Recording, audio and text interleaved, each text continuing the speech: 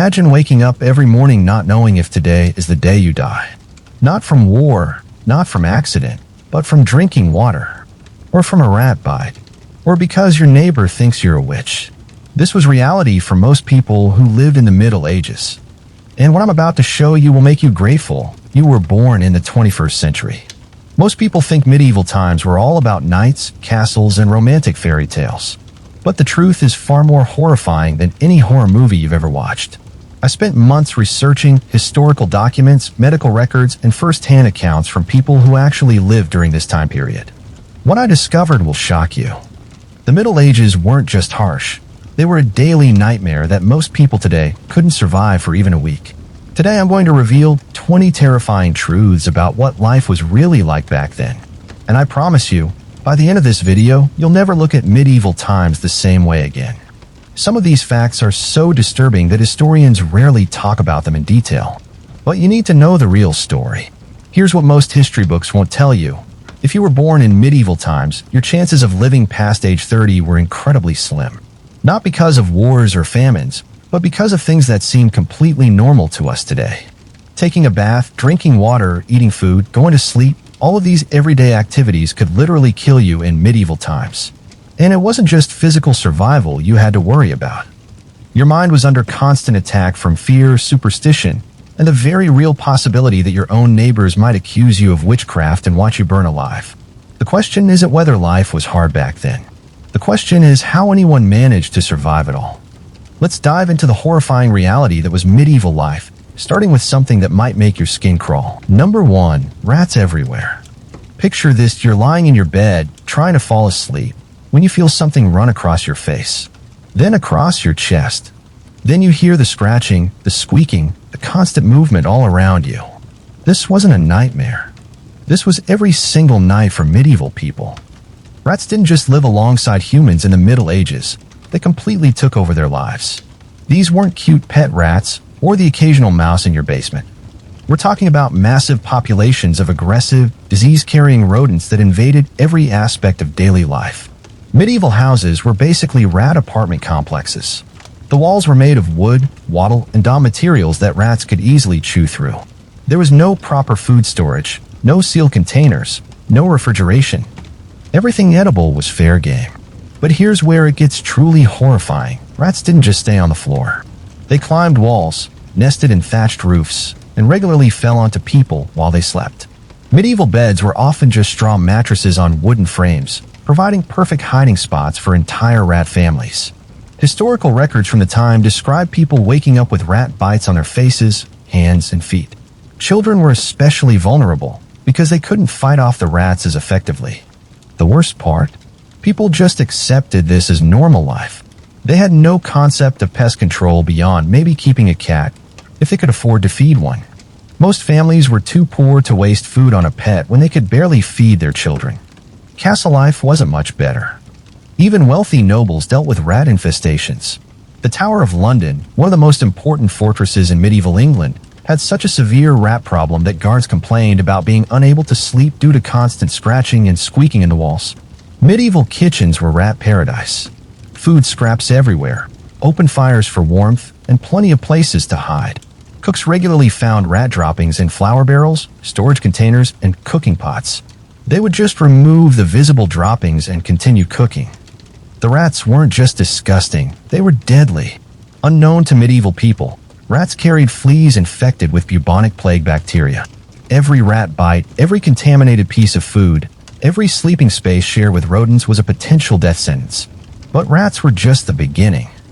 The creatures they carried would make medieval nights even more unbearable. Medieval people tried various methods to deal with rats, most of which were completely ineffective. Some believed that reading certain prayers would drive rats away. Others thought that sprinkling holy water around their homes would create a blessed barrier. The wealthy sometimes hired rat catchers, people whose job was to hunt rats with clubs and dogs. But for every rat they killed, 10 more seemed to appear. The problem was that medieval cities had no sewage systems, mountains of garbage in the streets, and buildings constructed like road and highways. Trade routes made the rat problem even worse. Ships carrying goods from port to port also carried rats. These seafaring rodents were often larger and more aggressive than land rats, having adapted to fight for limited resources on long voyages. When these ship rats reached new cities, they would interbreed with local rat populations, creating even more adaptable and numerous offspring. Medieval port cities like London, Venice, and Hamburg became ground zero for rat explosions that would spread inland along trade routes. The psychological impact of living with rats was enormous. Medieval people developed a constant state of hypervigilance, always listening for scratching sounds, always checking their food before eating, always worried about what might be waiting in dark corners. Children growing up in this environment often developed severe anxiety around sleeping and eating. Many medieval texts describe people who were afraid to go to sleep because of rat encounters during the night. But perhaps most terrifying of all, rats were smart. They learned human patterns. They knew when people were asleep, when kitchens were empty, when food would be left unguarded. Medieval people weren't just dealing with simple pests. They were in a daily intelligence battle with creatures that adapted to every attempt at control. And losing that battle meant more than just annoyance. It meant disease, infection, and often death. Think about this. Medieval people lived their entire lives knowing that tiny creatures were constantly plotting against them, learning their routines, and finding new ways to invade their most private spaces. They went to bed every night knowing they were sharing their homes with intelligent enemies that could literally eat them alive if they became too weak to fight back. Now, rats were terrifying enough on their own, but what medieval people didn't know was that their rodent roommates were carrying something far worse. The very fleas that would soon bring the most devastating pandemic in human history. But before we get to that nightmare, there was another daily terror that made medieval life feel like a constant battle for survival. Number 2. The plague next door. Living in medieval times meant waking up every day knowing that death could literally walk through your front door in the form of your sick neighbor. The Black Death wasn't just a historical event that happened once and ended. Plague was a constant companion throughout the Middle Ages, returning again and again like a nightmare that never truly goes away. But here's what makes it truly terrifying. Medieval people had no understanding of how disease spread. They didn't know about bacteria, viruses, or infection. To them, plague was either God's punishment, poison air, or the work of witches. This meant that when someone in your village started showing symptoms, the swollen black buboes, the fever, the vomiting blood, people's reactions often made the situation worse, not better. Some believed that being near a plague victim would curse them, so they would abandon sick family members to die alone. Others thought that caring for the sick was a holy duty, so they would tend to plague victims without any protection, almost guaranteeing their own infection. Medieval plague symptoms were unlike anything most people today can imagine. The bubonic plague caused lymph nodes to swell to the size of apples, turning black and eventually bursting open. Victims would develop a condition called God's tokens, black spots all over their skin where blood vessels had burst. But the pneumonic form of plague was even worse. This attacked the lungs, causing victims to cough up blood and struggle for every breath. The smell of death would literally be on their breath, and anyone close enough to hear their labored breathing was close enough to catch the disease. Medieval cities during plague outbreaks became scenes from horror movies.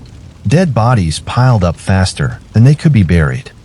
Entire families would die within days, leaving houses full of corpses that wouldn't be discovered for weeks. The famous "Bring Out Your Dead" call wasn't just a movie reference, it was a daily reality. Special carts would roll through streets collecting bodies, often driven by convicted criminals who were given a choice between collecting plague corpses or execution. But here's the most psychologically damaging part: plague was completely unpredictable. A family could be healthy in the morning and dead by evening. A village could be thriving one week and completely abandoned the next. This created a constant state of terror that affected every aspect of medieval life.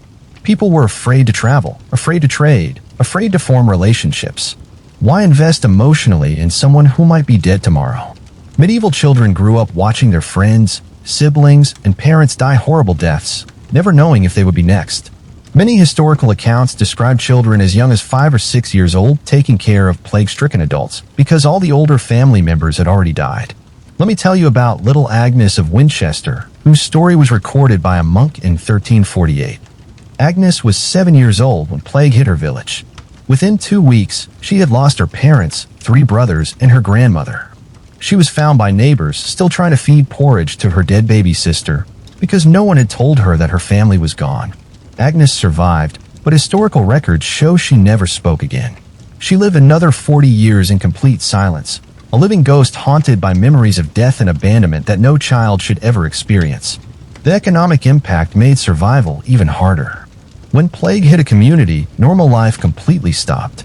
No one worked the fields, ran shops, or maintained essential services. Food shortages followed disease outbreaks, creating a double threat of plague and starvation. Medieval medicine's response to plague was often more dangerous than the disease itself. Doctors would treat plague buboes by cutting them open with dirty knives, practically guaranteeing deadly infections. They prescribed treatments like drinking mercury, bloodletting, and sitting in sewers to balance the humors. Some medieval plague treatments were based on the belief that bad smells caused disease, so doctors would recommend surrounding yourself with even worse smells to drive out the plague. Patients were told to keep rotting meat or human waste near their beds.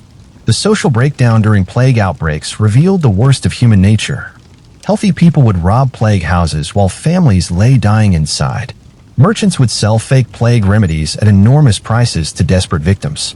Some people even spread plague intentionally, believing it would hasten the end times. But perhaps most tragic of all were the plague orphans. Children whose entire families had died would wander from village to village, often carrying the disease with them. Most communities would drive these children away rather than risk infection, condemning them to die alone in forests or abandoned buildings. The psychological trauma of surviving plague was enormous. Medieval records describe plague survivors who never spoke again, who refused to form relationships, who spent the rest of their lives expecting death at any moment. And the worst part? Medieval people knew plague would return. It wasn't a matter of if, but when. They lived their entire lives in the shadow of the next outbreak, never knowing if today would be the day their world ended. This constant fear shaped every aspect of medieval culture, their art, their religion, their relationships, their daily decisions. They weren't just fighting disease, they were fighting the terror of never knowing when death would come knocking. Think about this, modern people worry about getting sick and going to the doctor. Medieval people watched their loved ones turn black, swell up like balloons, and die screaming in agony, while knowing that the same fate could be waiting for them at any moment. They lived in a world where invisible death could strike without warning, turning healthy people into rotting corpses in a matter of hours. But even if you managed to survive the plague, there were other health horrors waiting for you, problems so painful and persistent that many people actually prayed for death to end their suffering. And this next medieval nightmare happened to almost everyone. Number 3. Rotten teeth and no dentist. Imagine the worst toothache you've ever had, that throbbing, agonizing pain that makes it impossible to think about anything else. Now imagine living with that pain for months or years, with absolutely no hope of relief. This was reality for most medieval people by the time they reached their 20s. Medieval dental hygiene wasn't just bad, it was practically non-existent. People had no concept of daily tooth cleaning, no understanding of dental decay, and certainly no access to professional dental care. The medieval diet was particularly destructive to teeth. Bread, the staple food for most people, was often made with flour that contained bits of stone and grit from the grinding process. Every meal literally wore down tooth enamel like sandpaper. Think of medieval teeth like old castle walls under constant siege, except instead of catapults and battering rams, they were being destroyed by gritty bread, honey, and bacteria working together like a perfectly coordinated army of destruction. And just like those castle walls, once the defenses started crumbling, the entire structure would inevitably fall. Sugar was rare and expensive, but medieval people had plenty of other tooth-destroying foods. Honey was used to sweeten everything, creating perfect conditions for tooth decay. Dried fruits, ale, and wine all contributed to dental destruction. But the real horror of medieval dental problems wasn't just the decay, it was the infections that followed. When a medieval person developed a serious tooth infection, they had 3 options. Live with excruciating pain until death, have the tooth pulled out with crude tools and no pain relief, or die from the infection spreading to their brain or heart.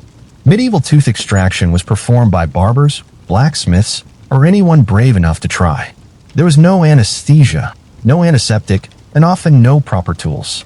Extractors would use pliers, hammers, or even their bare hands to yank out infected teeth. Many people died from blood loss during these procedures. Others died days later from infections introduced by dirty tools and unclean hands. The lucky ones survived with mouths full of broken teeth and infected wounds. Let me share a story that really brings this horror to life. In 1387, a merchant named William de Montfort was traveling through France when he developed a severe tooth infection.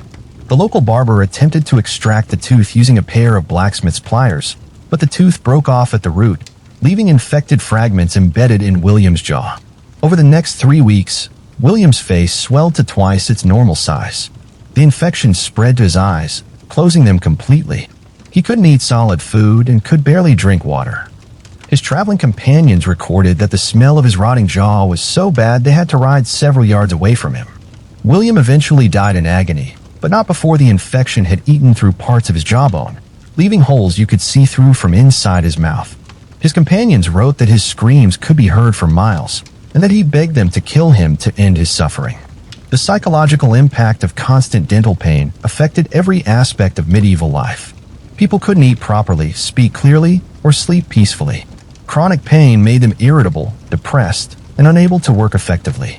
Medieval people tried various home remedies for dental pain, most of which were either useless or actively harmful.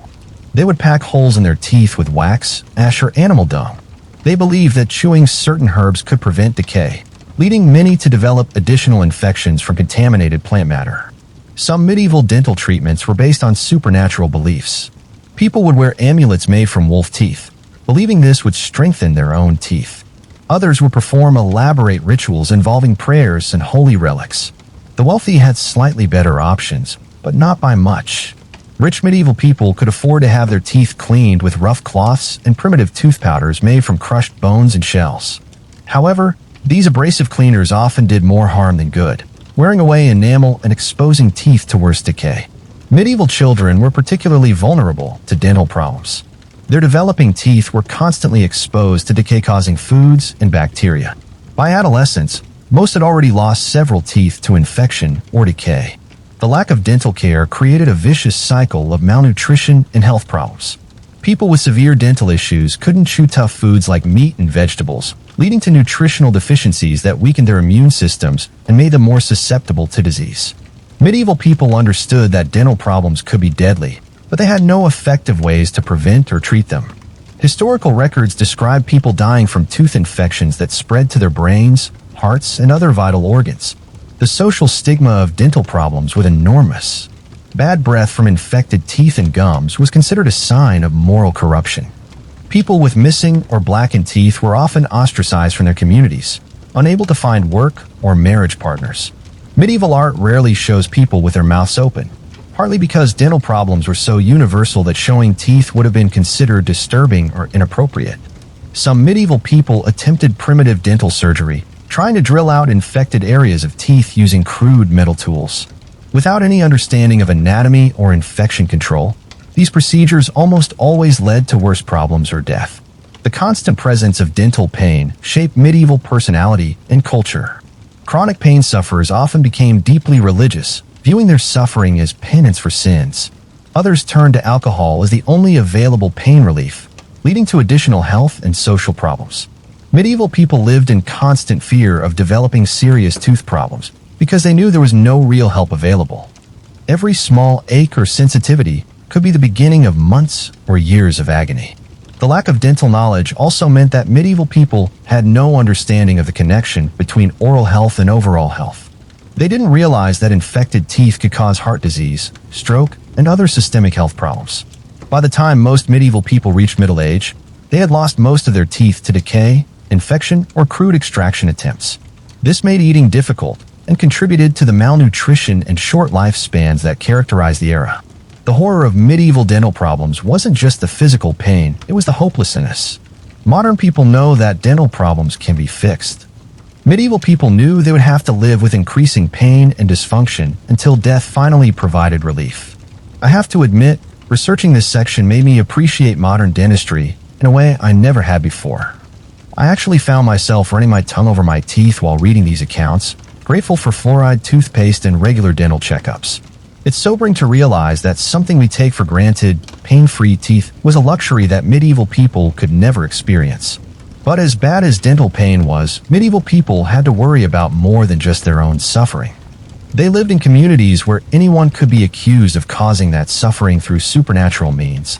And once those accusations started flying, the results were more terrifying than any physical ailment. Number 4. Witch hunts. Picture living in a world where your survival depends not just on avoiding disease and starvation, but on making sure your neighbors never suspect you of witchcraft. One wrong word, one unusual behavior, one piece of bad luck happening near you could result in torture and death by burning. This was the psychological nightmare that haunted medieval communities, where the fear of being accused of witchcraft was often more terrifying than actual dangers like plague or famine. Medieval witch hunts weren't organized governmental operations. They were community-driven frenzies that could erupt at any moment, destroying lives based on nothing more than suspicion, jealousy, or personal grudges. The triggers for witch accusations were terrifyingly random. If your neighbor's cow died after an argument with you, you could be accused of witchcraft. If you were seen talking to yourself, gathering herbs, or even just being different in any noticeable way, you became a target. Women were especially vulnerable, particularly those who were elderly, widowed, or had some kind of physical deformity.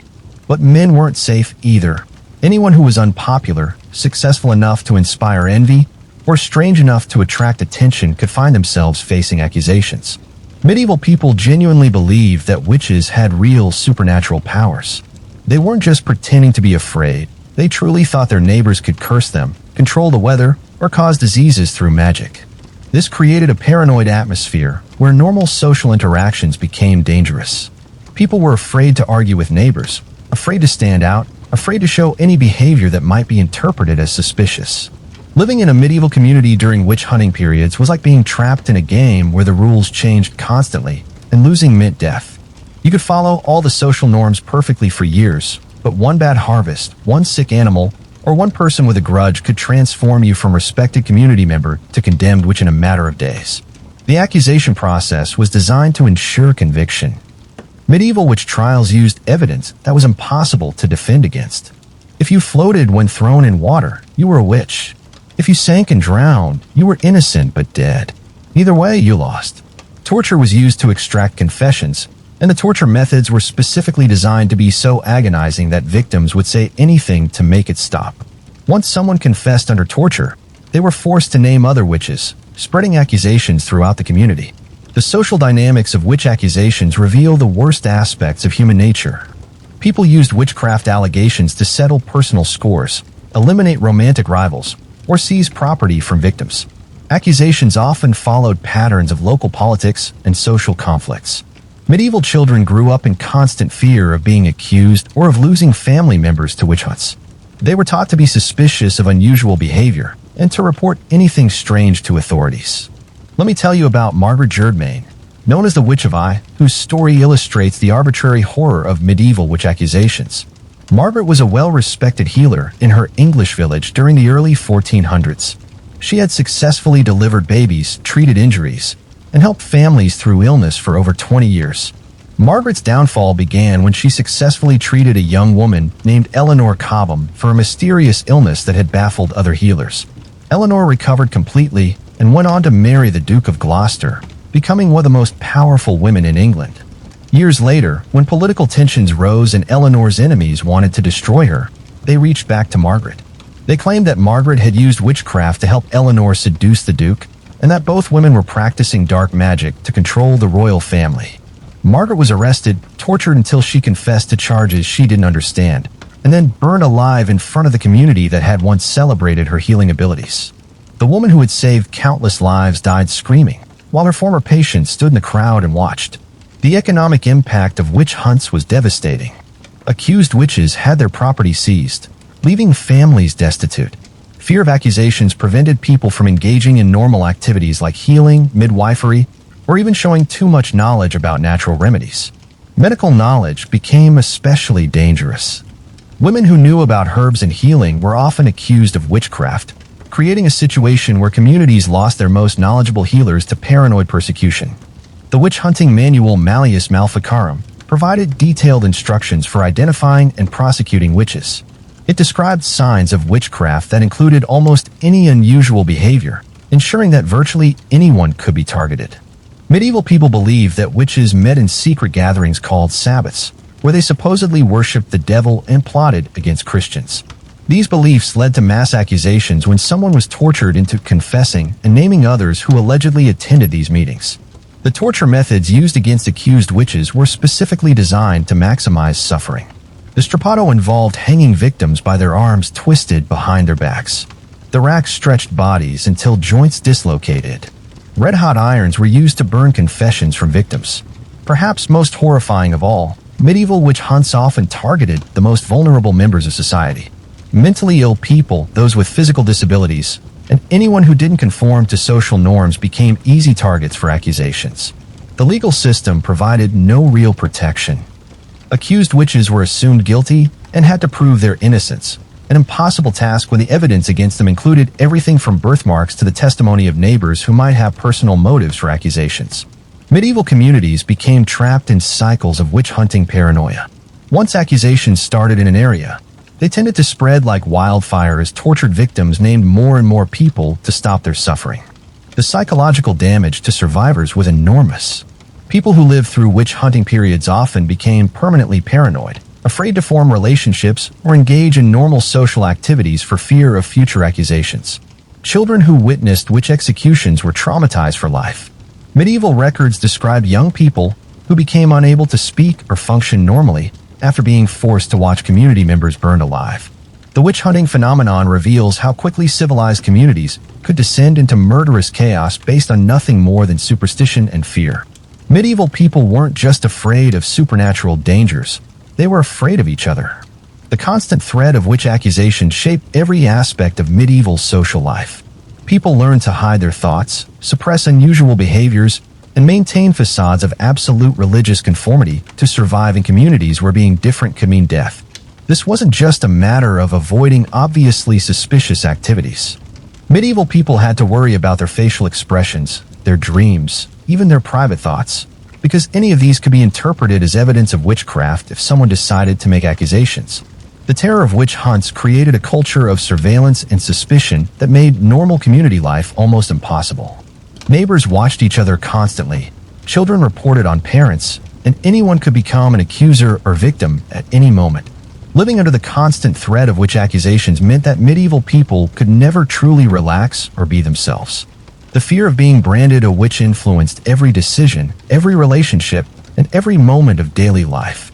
Imagine never being able to trust anyone completely, not your neighbors, not your friends, not even your family members, because any of them could destroy you with a single accusation.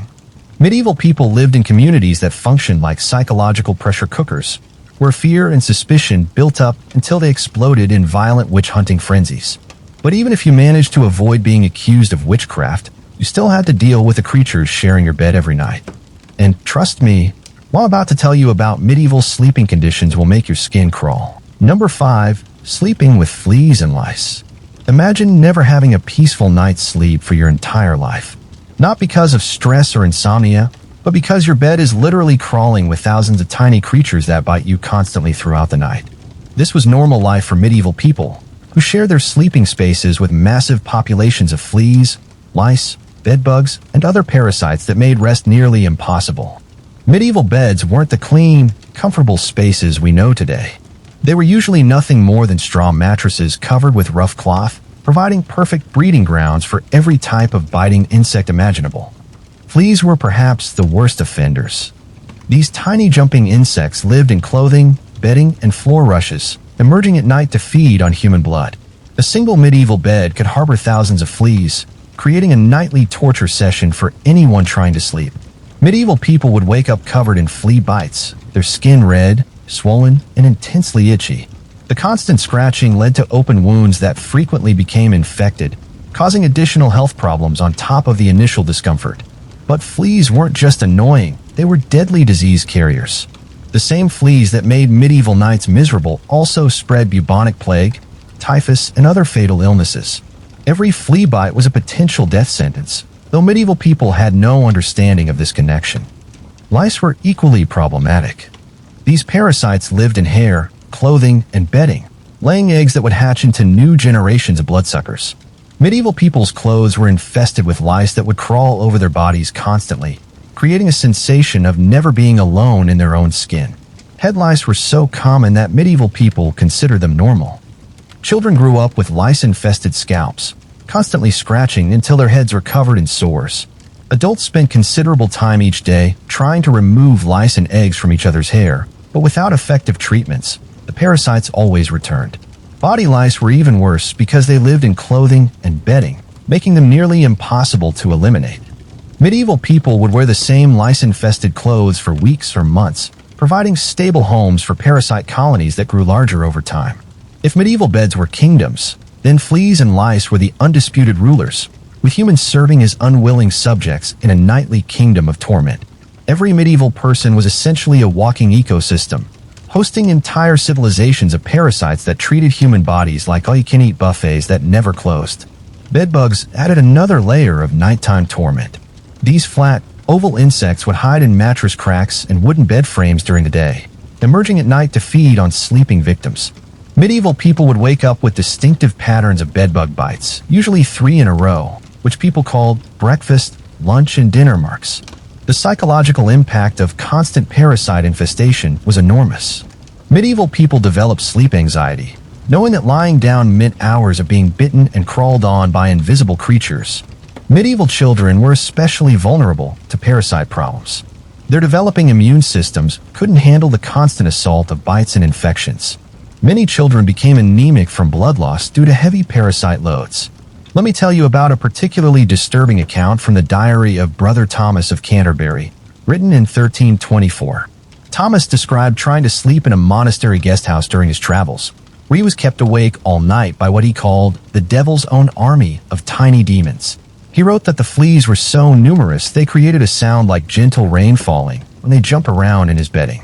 By morning, Thomas counted over 200 flea bites on his body, and his traveling robes were so infested with lice that other monks refused to sit near him during morning prayers. Thomas tried sleeping on the stone floor to escape the infested bed, but the fleas followed him. He eventually spent the rest of his journey sleeping outside, claiming that wild wolves were preferable to the creatures living in medieval beds. The lack of effective treatments made the situation hopeless. Medieval people tried various remedies, burning sulfur in sleeping areas, spreading certain herbs around beds, even wearing amulets, but nothing worked effectively against established parasite populations. Wealthy people had slightly better conditions, but weren't immune to parasite problems. Even nobles and royalty dealt with lice and fleas, though they could afford to change bedding more frequently and use better quality materials. Medieval people attempted to combat parasites through frequent clothes changing when possible, but most people owned only 1 or 2 sets of clothing, making this impractical. Washing clothes was a laborious process that couldn't be done frequently enough to control parasite populations. The social stigma of heavy parasite infestation was significant. People with visible lice or excessive flea bite reactions were often ostracized, even though parasite problems were nearly universal. Medieval medical treatments for parasite problems were often more dangerous than the parasites themselves. Some doctors recommended applying mercury or arsenic to infected areas, causing poisoning along with the original parasite problems. The constant presence of parasites affected medieval people's clothing choices and living arrangements. They learned to wear multiple layers to create barriers against bites, but this also created more hiding places for parasites. Travelers had particular problems with parasites because they were constantly exposed to new populations of insects in different locations. Medieval inns were notorious for having beds so infested with parasites that guests would prefer to sleep on floors or outside. The seasonal patterns of parasite activity meant that summer months were especially torturous. Warm weather caused parasite populations to explode, making sleep almost impossible during the hottest parts of the year. Medieval people developed various sleeping positions and techniques to minimize parasite exposure, but nothing was truly effective. Some would sleep sitting up or in chairs to avoid the worst infestations in mattresses. The lack of privacy in medieval homes meant that parasite problems affected entire families simultaneously. When one family member brought home a new type of parasite, it would quickly spread to everyone sharing the same living space. Medieval people's immune systems were constantly fighting parasite-borne diseases, leaving them weakened and vulnerable to other health problems. The combination of blood loss, infection, and immune system stress contributed significantly to the short lifespans of the era. The horror of medieval parasite problems wasn't just the physical discomfort, it was the hopelessness of knowing that relief was impossible. Medieval people went to sleep every night knowing they would wake up bitten, itchy, and crawled on, with no prospect of escape from this daily torment. Medieval parents would tuck their children into beds knowing that the night would bring hours of discomfort and potential disease transmission. Imagine trying to comfort a crying child who is covered in bites and infested with parasites, knowing that you can offer no real relief or protection. The constant battle against parasites consumed enormous amounts of time and energy that medieval people needed for survival activities.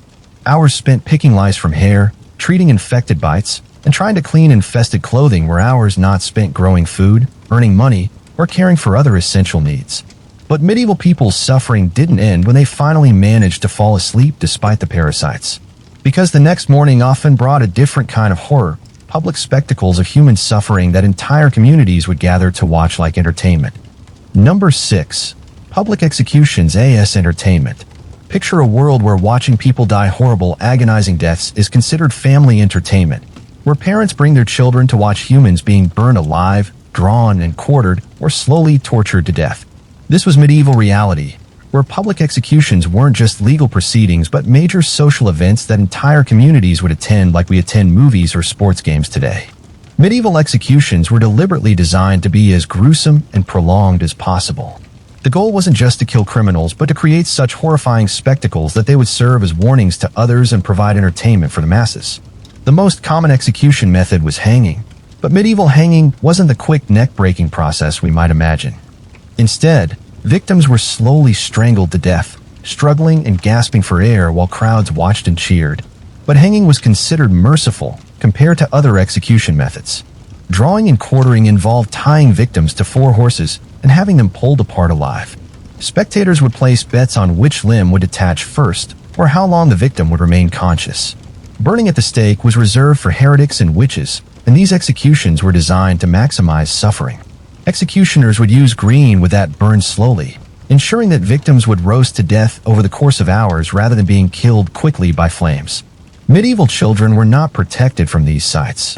Parents considered execution attendance an important part of moral education, believing that watching criminals die would teach children to be law-abiding citizens.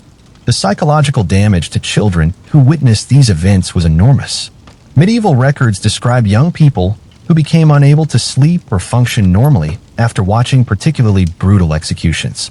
Imagine medieval execution days as twisted carnivals where death was the main attraction. Vendors would set up stalls selling snacks and drinks, street performers would entertain crowds between executions, and families would pack picnic lunches to enjoy while watching fellow humans suffer and die.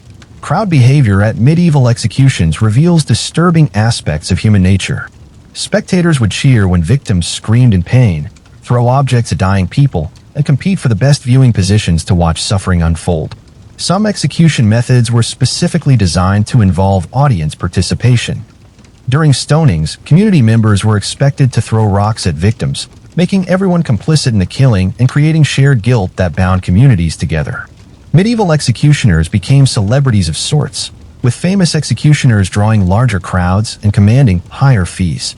Some developed signature techniques or theatrical elements that made their executions more entertaining for spectators. Let me share the horrifying story of Master Guillaume, the executioner of Paris in the late 1300s. Guillaume was known for his theatrical flair during executions.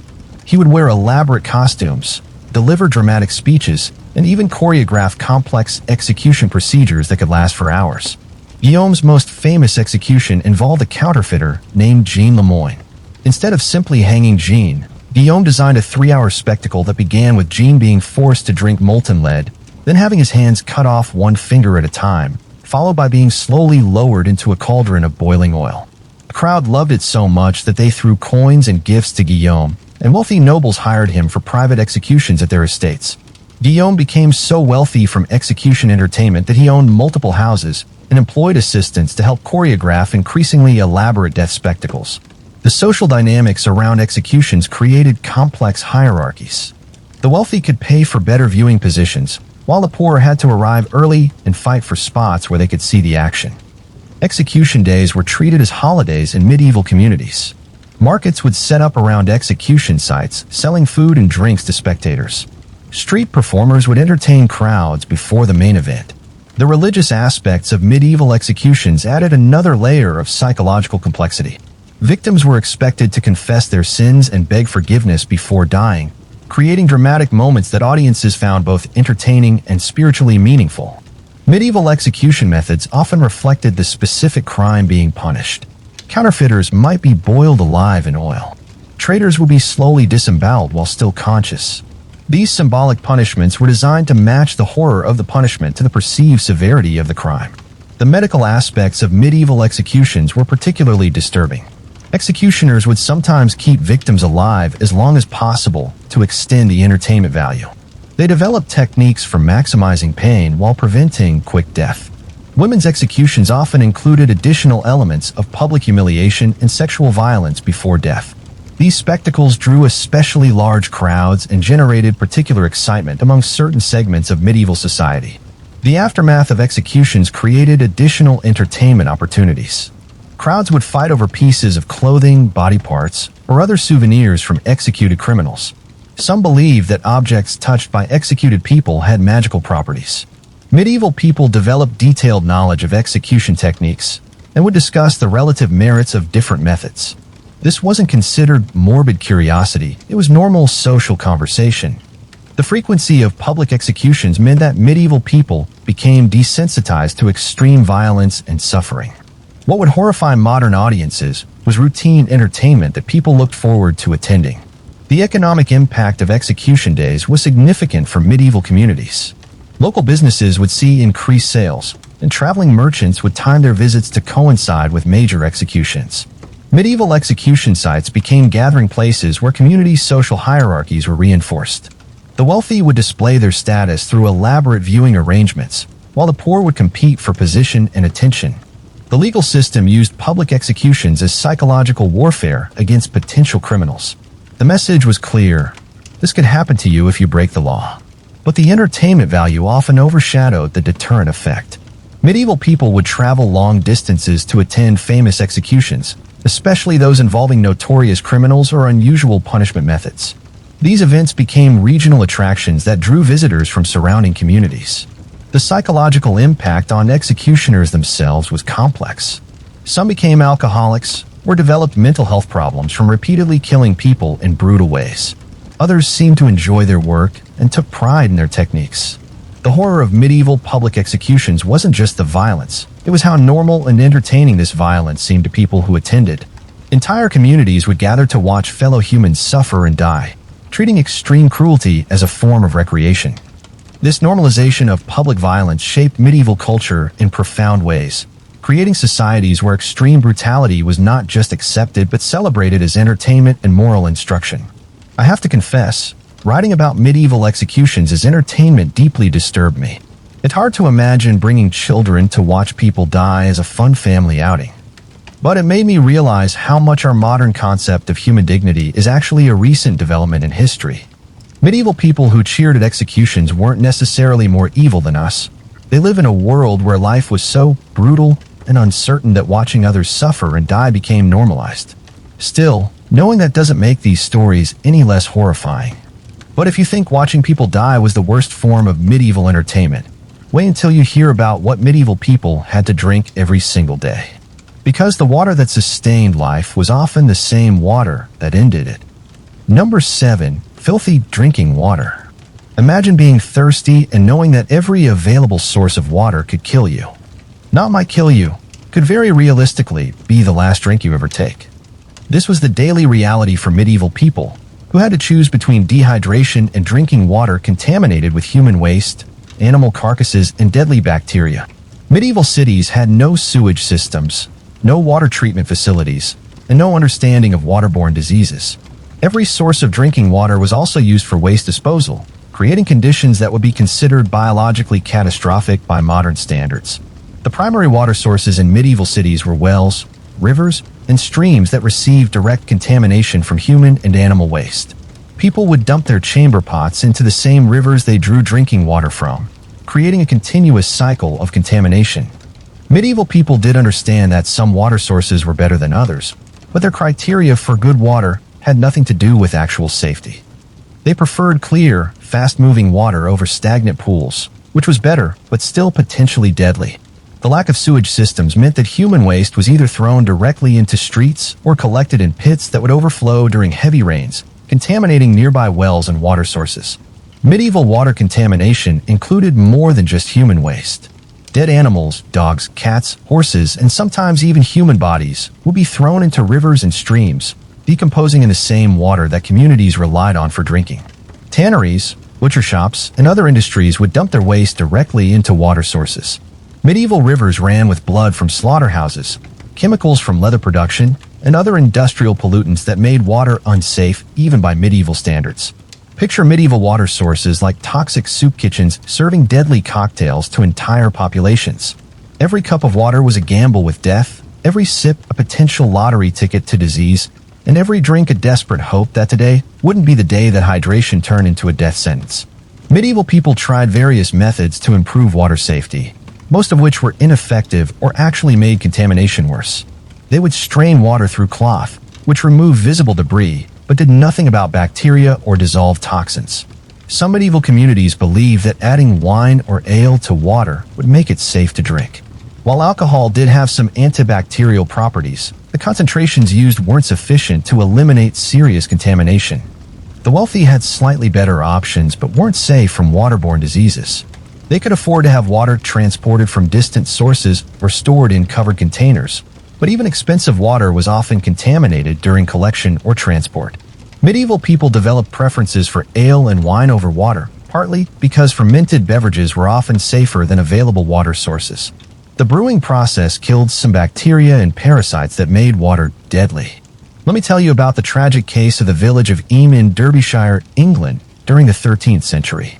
The village well, which had served the community for generations, became contaminated when a tanner upstream began dumping animal hides and waste into the stream that fed it.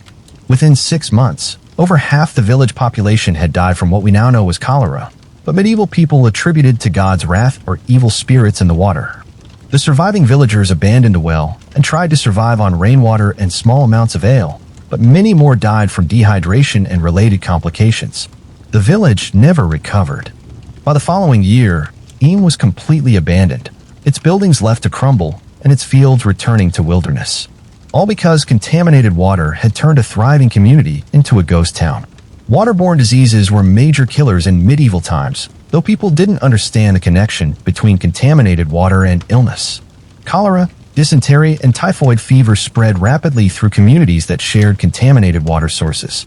Medieval children were especially vulnerable to waterborne diseases because their immune systems couldn't handle the bacterial load in contaminated water.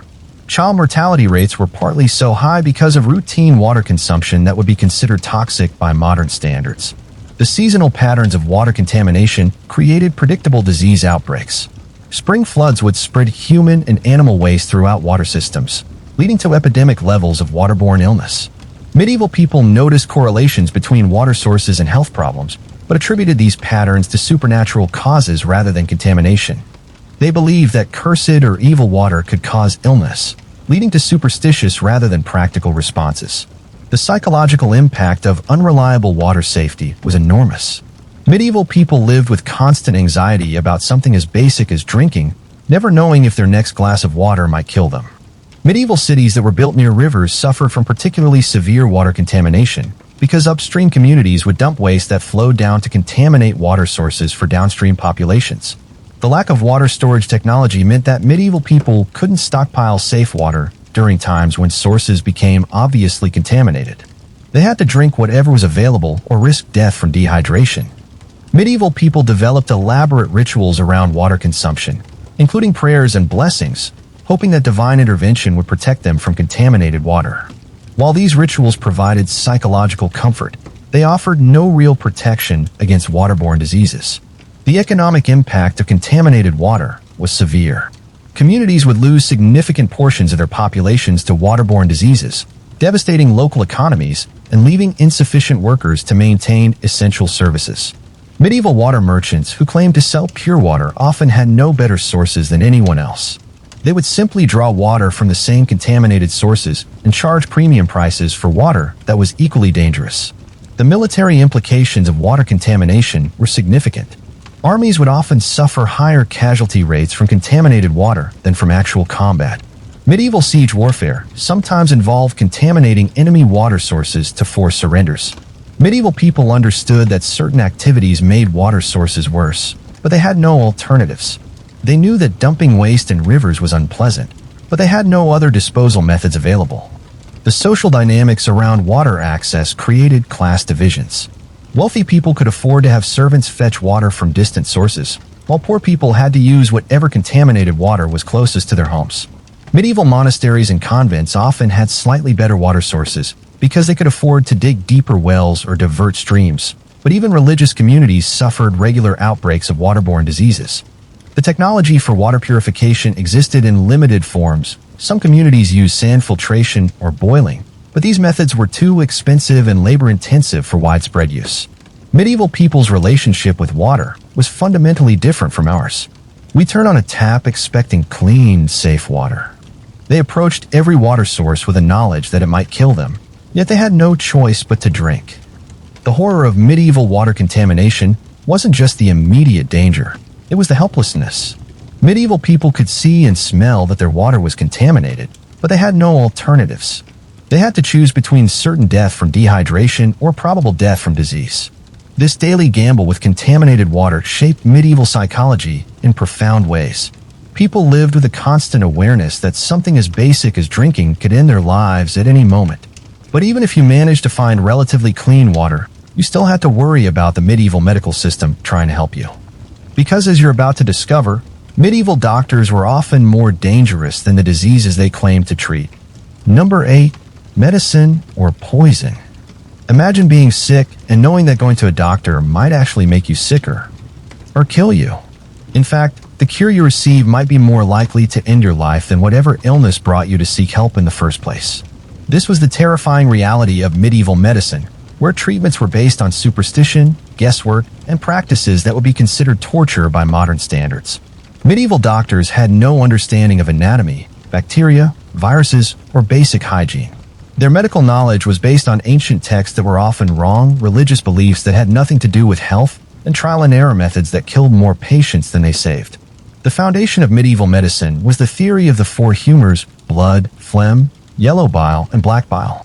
Doctors believed that all illness was caused by imbalances in these four bodily fluids, leading to treatments designed to restore balance through bloodletting, purging, and other dangerous procedures. Bloodletting was the most common medieval medical treatment, prescribed for everything from headaches to plague. Doctors would cut open veins, apply leeches, or use crude instruments to drain excess blood from patients, often causing them to bleed to death. Medieval medical tools were primitive and unsanitary. Doctors used the same unwashed instruments on multiple patients, spreading infections and diseases throughout communities. Surgery was performed without anesthesia or antiseptic, making it a form of legalized torture.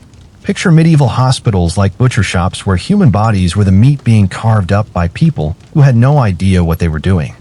Except unlike butchers, who at least understood how to properly cut up dead animals, medieval doctors were performing their experiments on living, conscious human beings.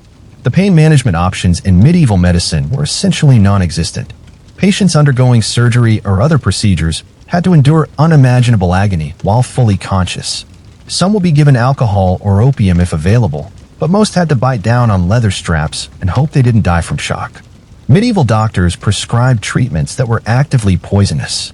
Mercury was commonly used to treat various ailments, causing mercury poisoning along with the original illness. Arsenic, lead, and other toxic substances were considered legitimate medicines. Let me share the horrifying case of Lady Eleanor of Aquitaine, who sought treatment for stomach problems in 1389. The court physician diagnosed an excess of cold humors and prescribed a treatment that involved drinking a mixture of mercury, crushed pearls, and powdered unicorn horn, actually narwhal tusk. Eleanor's condition worsened dramatically after taking this medicine. She developed severe mercury poisoning, which caused her hair and teeth to fall out, her gums to bleed constantly, and her hands to shake uncontrollably. The doctor, convinced that the treatment was working but needed to be stronger, doubled the dosage. Eleanor died 3 weeks later in agony, her body destroyed by mercury poisoning while her original stomach problems remained untreated. The court physician was praised for his dedication and went on to treat other noble families with similar success. Medieval surgical procedures were nightmare scenarios that most patients didn't survive. Cataract surgery involved pushing the clouded lens into the back of the eye with a sharp stick. Kidney stone removal required cutting into the bladder without anesthesia. Amputation was performed with saws and knives, usually resulting in death from blood loss or infection. The concept of infection was unknown to medieval doctors. They would probe wounds with dirty fingers, use contaminated instruments, and apply filthy bandages, wondering why patients kept dying from complications they couldn't understand. Medieval doctors believed that bad smells caused disease, leading to treatments that involve exposing patients to even worse odors. Patients with plague were told to surround themselves with human waste to drive out the illness. Mental illness was treated as demonic possession or moral failing. Medieval treatments for mental health problems included exorcism, physical beatings, starvation, and confinement in conditions worse than prisons. Medieval obstetrics was particularly dangerous. Childbirth was already risky due to poor nutrition and health, but medical interventions made it even deadlier. Doctors would use crude instruments to try to extract babies, often killing both mother and child in the process. The training for medieval doctors was based on reading ancient texts rather than practical experience. Medical students would memorize incorrect information about anatomy and disease without ever examining actual patients or bodies. Medieval people often had to choose between untreated illness and medical treatments that could be worse than the disease. Many learned to hide symptoms or endure pain rather than risk seeking professional medical help. The cost of medieval medical treatment was enormous, often bankrupting families who desperately sought help for dying relatives. Patients would lose their life savings paying for treatments that were more likely to kill than cure them. Medieval doctors had no concept of dosage or drug interactions. They would prescribe multiple toxic substances simultaneously, creating deadly chemical combinations that poisoned patients in ways they couldn't understand. The social status of doctors varied widely in medieval times. Some were respected scholars, while others were viewed as little better than butchers or torturers. The inconsistent quality of medical training meant that patients never knew if their doctor was knowledgeable or completely incompetent. Medieval medical beliefs led to treatments that seem insane by modern standards. Doctors would prescribe wearing amulets, chanting specific prayers, or performing bizarre rituals as cures for physical ailments. The lack of understanding about women's health led to particularly dangerous treatments. Female reproductive issues were blamed on wandering wombs and treated with procedures designed to force organs back into their proper positions. Medieval people developed a deep distrust of professional medicine, preferring folk remedies and herbal treatments that were often safer than official medical procedures. This created a parallel system of traditional healers who were sometimes more effective than trained doctors. The horror of medieval medicine wasn't just the ineffectiveness of treatments. It was the confident certainty with which doctors prescribed procedures that tortured and killed their patients. Medieval physicians had no doubt that their methods worked, even as their patients died in agony. I find it particularly chilling that medieval doctors genuinely believed they were helping people while prescribing treatments that would be considered torture today. It makes me wonder what future generations will think about our current medical practices, but I'm grateful to live in an era where doctors at least understand basic concepts like sterilization and infection control. The trust that medieval people placed in their doctors, despite the horrific outcomes, shows how desperately humans cling to hope when facing illness and death. Even when the cure was worse than the disease, people still sought medical help because the alternative, doing nothing, felt like giving up entirely. But medieval medicine wasn't the only system that failed to protect children. In fact, childhood itself was a concept that barely existed, as kids were forced into adult responsibilities and labor from the moment they could walk. Number 9. Child labor and exhaustion. Imagine a world where childhood as we know it simply doesn't exist. Where children as young as 4 years old are expected to work full-time jobs, perform dangerous labor, and contribute to family survival from the moment they can walk and follow basic instructions. This was medieval reality, where the concept of protecting children from adult responsibilities was not just unknown, it was considered foolish and wasteful. Medieval children didn't gradually transition into adulthood through play and education. They were thrown into the adult world of labor, survival, and responsibility as soon as they were physically capable of contributing to their family's economic needs. 4-year-old children worked in fields, picking stones from soil, scaring birds from crops, and tending to small animals. By age 6 or 7, they were performing labor that would be considered abused by modern standards. Medieval child labor wasn't limited to simple tasks. Children worked in dangerous conditions that regularly maimed or killed them. They crawled into narrow mine shafts, operated dangerous machinery, and performed jobs that exposed them to toxic substances. The mortality rate for working children was staggering. Historical records show that more than half of children who worked in certain industries died before reaching adulthood, usually from workplace accidents, exposure, or exhaustion-related illnesses. Medieval children worked the same hours as adults, typically from dawn until dusk, with no concept of age-appropriate limits. A 7-year-old field worker would labor for 12 to 14 hours a day during harvest season. Think of medieval childhood like being born into a prison where the sentence is immediate hard labor for life, with no possibility of parole until death. Children had no voice in their fate, no protection from exploitation, and no hope that their situation would ever improve. Child apprenticeships were often barely disguised slavery. Children as young as 8 would be legally bound to masters who could work them without pay, beat them without consequence, and keep them in conditions worse than those provided for animals. Medieval families viewed children as economic assets rather than individuals deserving protection. The more work a child could perform, the more valuable they were to the family's survival. Emotional needs and physical development were considered secondary to productivity. Let me tell you about the heartbreaking story of little Tom Miller, whose case was documented by a parish priest in 1356. Tom was 5 years old when his family bound him to a miller as an apprentice, trading 7 years of Tom's labor for a small payment that would help feed his younger siblings. Tom's daily routine began at 4 in the morning, when he would start carrying heavy sacks of grain that weighed nearly as much as he did. His small hands quickly became permanently deformed from the repetitive motion, and his spine curved from constantly bending to lift loads too heavy for his developing body. By age 8, Tom had already survived 2 serious accidents that should have killed him. Once, he fell into the mill wheel mechanism and was pulled out with several broken bones. Another time, he was buried under a collapsed grain pile and wasn't found for hours. His master saw these incidents as evidence that Tom was clumsy, not that the work was inappropriate for a child. Tom died at age 10 from what the priest described as exhaustion sickness, most likely a combination of malnutrition, overwork, and chronic injuries. He had worked 6 days a week for 5 years, never receiving adequate food, medical care, or rest. His death was considered unfortunate but normal. Medieval children working in textile production faced particular dangers. They operated spinning wheels and looms that could easily catch small fingers, leading to permanent disabilities or death from infected wounds. Child miners worked in conditions that were dangerous even for adults. They crawled through narrow tunnels, operated primitive equipment, and breathed toxic dust that caused lung diseases. Most child miners developed respiratory problems that killed them in their teens or early 20s. Medieval agricultural work exposed children to weather extremes, dangerous tools, and exhausting physical labor. Children working in fields during harvest season would collapse from heat exhaustion, dehydration, or simple physical exhaustion. The psychological impact of constant labor on medieval children was devastating. They never experienced play, education, or emotional development. Many grew into adults who were psychologically stunted, unable to form normal relationships or cope with non-work situations. Medieval children had no protection from workplace abuse. Masters, employers, and even parents could beat, starve, or overwork children without any legal consequences. Child welfare was not a concept that existed in medieval society. The education available to most medieval children was limited to job training.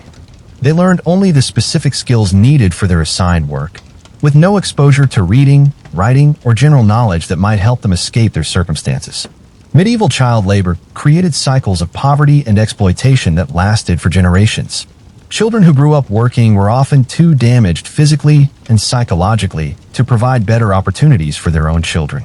The lack of childhood play and socialization meant that medieval children never developed age-appropriate social skills. They were forced to interact primarily with adults in work settings, missing crucial developmental experiences. Medieval children working in household service faced additional risks of sexual abuse and exploitation. Young servants had no protection from employers who saw them as property rather than human beings deserving basic rights. The seasonal nature of much medieval work meant that children's labor demands varied throughout the year, but they were never free from work obligations. Even during slower periods, they were expected to perform maintenance tasks, care for animals, or prepare for busy seasons. Medieval children in urban areas worked in shops, markets, and craft industries where they were exposed to different but equally dangerous conditions. Young apprentices in blacksmith shops worked near dangerous fires and toxic fumes. Children in markets carried heavy loads and worked in all weather conditions. The lack of medical care for working children meant that minor injuries often became permanent disabilities. A small cut from a work tool could become an infected wound that led to amputation or death. Medieval parents had little choice but to put their children to work. Family survival often depended on every member's economic contribution, making child labor a necessity rather than a choice. The horror of medieval child labor wasn't just the physical demands, it was the complete absence of childhood itself. Medieval children never experienced the security, play, and gradual development that we consider essential for healthy human growth. These children grew up in a world where their value was measured only by their ability to work and contribute economically. They had no concept that childhood could be a time of protection, learning, and joy rather than constant labor and responsibility. But even as these children struggled through their exhausting days, they faced another terror when darkness fell. Because medieval nights brought fears that went far beyond the physical dangers of daily life. Number 10. Haunted by superstitions. Imagine living in a world where every shadow might hide a demon, every unexplained sound could be the voice of the dead, and every piece of bad luck might be evidence that supernatural forces are plotting against you. This was the psychological reality for medieval people, whose daily lives were dominated by superstitious terror that made every moment potentially threatening. Medieval superstitions weren't just quaint folk beliefs. They were consuming fears that controlled every aspect of daily life. People lived in constant anxiety about invisible forces that could destroy them without warning or explanation. The medieval worldview was populated by ghosts, demons, evil spirits, witches, cursed objects, and supernatural creatures that were considered as real and dangerous as wild animals or human enemies. Every unexplained event was attributed to supernatural intervention. Medieval people believed that the dead regularly returned to torment the living. Ghosts weren't just scary stories. They were accepted facts of life that could appear at any time to deliver messages, seek revenge, or warn about impending disasters. The fear of ghostly visitations was so strong that medieval people developed elaborate rituals to protect themselves from supernatural encounters. They would wear protective amulets, carry blessed objects, and perform complicated ceremonies to ward off spirits. Medieval homes were designed with supernatural threats in mind. People would place iron objects near doorways to repel evil spirits, hang certain herbs to prevent demonic possession, and avoid specific activities that might attract ghostly attention. The line between the physical and supernatural worlds was completely blurred in medieval thinking. A sick cow might be evidence of a curse. A failed harvest could indicate that demons had poisoned the soil. A child's fever might mean that evil spirits had taken residence in their body. Picture the medieval mind like a house with no locks, where every door and window is wide open to supernatural intruders who can enter at any moment to wreak havoc on your life. Medieval people lived in constant fear that invisible enemies were surrounding them, waiting for the right moment to strike. Medieval people believed that certain actions could accidentally invite supernatural attack. Whistling at night might summon demons. Looking in mirrors during certain moon phases could trap your soul. Spilling salt would anger protective spirits and leave you vulnerable to evil forces. The psychological impact of constant supernatural fear was enormous. Medieval people lived in a state of chronic anxiety, constantly watching for signs of supernatural activity and interpreting every unusual event as potentially threatening. Let me tell you about the case of the village of Woollerton in Nottinghamshire during the winter of 1398. The village became convinced that it was being haunted by the ghost of a recently deceased resident named Geoffrey the Butcher. It started when several villagers reported hearing Geoffrey's voice calling to them at night, even though he had been buried 3 months earlier. Soon, people began claiming that Geoffrey was appearing in their homes, moving objects, and whispering threats about future disasters. The supernatural panic spread quickly through the community. Families began sleeping together in single rooms for protection. People stopped going out after dark. Normal village activities ground to a halt as residents became consumed with fear of Geoffrey's ghost. The village priest tried to perform exorcism rituals, but these seemed to make the supernatural activity worse. More villagers reported ghostly encounters. Livestock began dying under mysterious circumstances. Children claimed to see Geoffrey's ghost following them during the day. Eventually, the supernatural terror became so overwhelming that half the village abandoned their homes and moved to other communities. The remaining residents lived in constant fear until spring, when the ghostly activity mysteriously stopped. The village never fully recovered from the psychological trauma of those haunted months. Medieval people believed that supernatural forces could be inherited or passed down through families. Children of people who had angered spirits or demons were thought to be automatically cursed, creating generations of fear and anxiety. The fear of demonic possession was particularly strong in medieval communities. People believed that demons could take control of human bodies, forcing them to commit evil acts or speak forbidden knowledge. Signs of possible possession included unusual behavior, illness, or even exceptional intelligence. Medieval superstitions created social divisions and conflicts within communities. People accused of having supernatural connections were ostracized or attacked.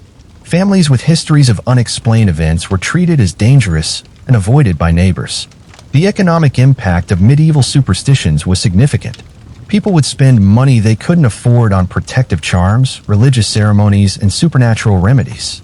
Fear of cursed objects or locations would prevent normal economic activities. Medieval people developed complex systems of supernatural rules and taboos that governed every aspect of daily life. They had to remember which actions were safe, which days were unlucky, which objects were protective, and which behaviors might invite supernatural attack. The seasonal patterns of medieval life were heavily influenced by supernatural beliefs. Certain times of year were considered more dangerous for supernatural activity.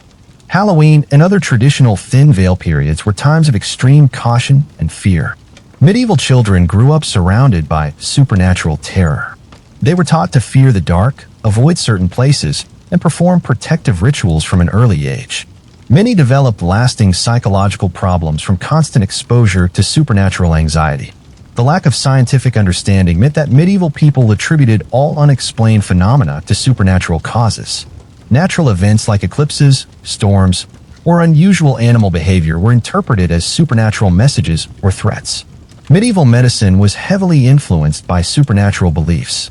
Illness was often attributed to curses, demonic influence, or supernatural punishment rather than natural causes. Treatment involved religious ceremonies and supernatural remedies rather than practical medical care. The judicial system incorporated supernatural elements into legal proceedings. People accused of crimes might be subjected to supernatural tests like trial by ordeal, where their fate depended on divine or supernatural intervention. Medieval people believed that supernatural forces controlled all aspects of life, including weather, crops, health, and human relationships. This created a sense of helplessness and anxiety that permeated every decision and activity. The horror of medieval superstitions wasn't just the specific fears, it was the complete absence of safety or control. Medieval people lived in a world where invisible, unpredictable forces could destroy them at any moment, and there was no reliable protection or escape. These supernatural fears created a culture of chronic anxiety where people never felt safe or secure. Every day brought new worries about supernatural threats that might be lurking just beyond perception. But superstitions weren't the only thing making medieval people's lives miserable during their waking hours. The educational system they had to endure was its own form of psychological and physical torture. Number 11. Brutal school punishments. Learning meant bleeding. Let's start with something that might hit close to home for many of you, education. But forget everything you know about school, because medieval education was like being trapped inside a horror movie where the monsters wore priest robes and the screaming never stopped. In medieval schools, which were run exclusively by the church, children as young as 5 years old were beaten with wooden rods, leather straps, and metal switches for the smallest mistakes. We're not talking about a quick slap on the wrist. These beatings were so severe that children regularly lost consciousness, suffered broken bones, and sometimes died from their injuries. The beating stick, called a ferule, was specifically designed to cause maximum pain. It was a flat piece of wood or metal with holes drilled through it to reduce air resistance and increase the impact force. Teachers would strike children's hands, backs, and faces with these instruments dozens of times per day. One medieval document from a monastery school in France describes a typical day where a 7-year-old boy received over 40 strikes with a ferule for mispronouncing a single Latin word. But here's something that really hit me when I was researching this. I found a personal letter from a medieval father to his son's teacher, begging him to stop the beatings because the child had developed what we would now recognize as severe PTSD. The boy had stopped speaking entirely and would shake uncontrollably whenever anyone approached him. The father wrote, "I fear I have sent my son to learn letters and instead taught him to fear God's own creation." The teacher's response was that the boy's suffering was proof that education was working properly. But the physical beatings were just the beginning. Medieval educators believed that children were born evil, and that pain was the only way to drive the devil out of them. This wasn't just strict discipline. This was systematic psychological torture designed to destroy a child's will and replace it with absolute obedience to authority. Children were forced to memorize entire books in Latin, a language they didn't understand, and if they made any mistakes during recitation, they were beaten until they couldn't stand. Many children developed what we would now recognize as severe PTSD, becoming mute, developing nervous tics, or losing control of their bodily functions due to the constant terror. The most horrifying part? Parents paid for this. Sending your child to school meant paying the church to torture your son or daughter every day for years. And parents considered themselves lucky if their children survived the process, because many didn't. Records from medieval schools show that approximately 1 in 10 children died from injuries sustained during education, and this was considered completely normal. But here's what makes it even worse. The children who survived these schools often became the next generation of teachers, perpetuating the cycle of violence because they had been programmed to believe that this level of brutality was not just acceptable, but necessary for learning. Even learning to write was a form of torture. Children had to practice on wooden tablets coated with wax, and if their handwriting wasn't perfect, teachers would grab their hands and force them to rewrite the same letters hundreds of times while applying crushing pressure that often broke fingers. The phrase, "spare the rod, spoil the child," wasn't just a saying in medieval times. It was literally a death sentence disguised as education. And this system wasn't limited to poor children. Even the sons of nobles and kings endured these same tortures. In fact, wealthy families often paid extra to have their children beaten more severely, believing that increased suffering will produce better results. Historical records show that Prince Edward, who later became King Edward II of England, was beaten so severely during his education that he developed a permanent stutter and lifelong fear of authority figures. The psychological impact of medieval education created entire generations of traumatized adults who had no concept of gentleness or mercy because they had never experienced it during their formative years. This system of educational torture continued for centuries, shaping the brutal nature of medieval society in ways that modern people can barely comprehend. Let me tell you about one specific case that haunts me. In 1287, at a monastery school in England, a 9-year-old boy named Thomas was beaten so severely for failing to remember a prayer that his spine was permanently damaged. He spent the rest of his short life unable to walk properly, hunched over like an old man. But here's the truly horrifying part.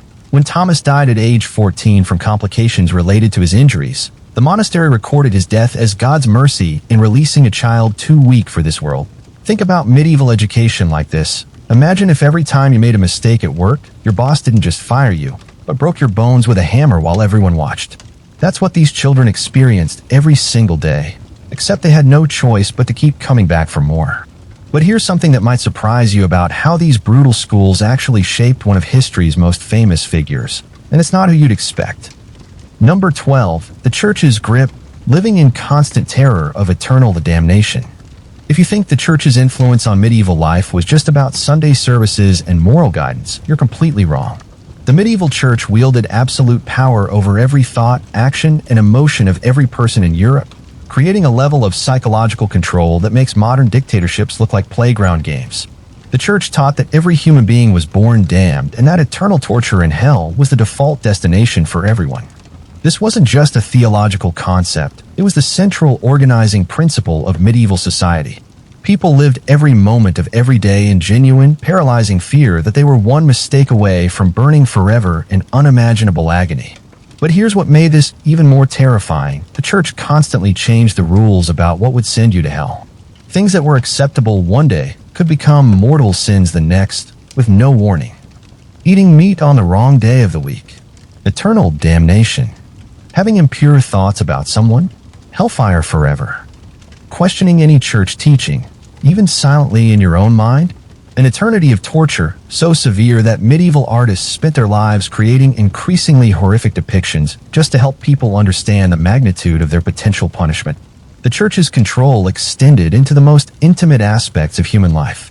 Sexual activity between married couples was heavily regulated, with specific positions, times, and even thoughts being classified as sins punishable by eternal torture. Couples were required to confess their sexual activities to priests in explicit detail, and any deviation from church-approved practices could result in public humiliation, excommunication, or worse. Medieval confession wasn't the private, gentle conversation you might imagine. It was an intensive interrogation where priests would ask increasingly invasive questions about every aspect of a person's thoughts and actions. Children as young as 7 were required to confess their sins weekly, often being coached by priests to admit to thoughts and actions they didn't even understand. This process was designed to create a constant state of guilt and self-doubt that would last for their entire lives. Let me share something personal here. When I first started researching medieval religious practices, I thought I understood religious control from modern examples. But reading these confession manuals from the 13th century, seeing the detailed questions priests were instructed to ask children about their most private thoughts and feelings, it made me physically sick. I had to take breaks from my research because the level of psychological manipulation was so intense it was affecting my own mental health just reading about it centuries later. The church also controlled all information. Books were extremely rare and expensive, and the vast majority of people couldn't read anyway. This meant that everything people knew about the world, about God, about right and wrong, came directly from church authorities. There was no way to fact-check, no alternative sources of information, and no opportunity to develop independent thoughts or beliefs. But the most insidious aspect of church control was the concept of thought crime. The church taught that sinful thoughts were just as damning as sinful actions, meaning that people could be condemned to hell for things they never actually did, but only thought about doing. This created a level of mental self-surveillance that was absolutely crushing to the human spirit. Medieval people lived in constant fear of accidentally committing blasphemy, heresy, or other thought crimes that would doom them forever. They were taught to monitor their own minds constantly, to confess even fleeting doubts or inappropriate thoughts, and to view their own natural human impulses as evil temptations that required violent suppression. The church's punishment systems were designed to be as psychologically damaging as possible. Public penances often involved humiliating rituals where people had to crawl naked through town squares, wear signs advertising their sins, or perform degrading acts in front of their entire communities. These punishments weren't just about justice. They were about breaking people's dignity and self-respect so completely that they would never again question church authority. Even death provided no escape from church control. The church taught that the process of dying was itself a spiritual battlefield where demons would attempt to drag souls to hell at the last moment. Medieval people were taught to fear not just death, but the actual process of dying, believing that their eternal fate could be determined by their final thoughts or words.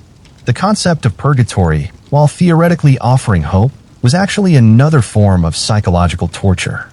The church taught that most people would spend thousands or tens of thousands of years being tortured in purgatory before maybe, possibly, eventually earning their way to heaven.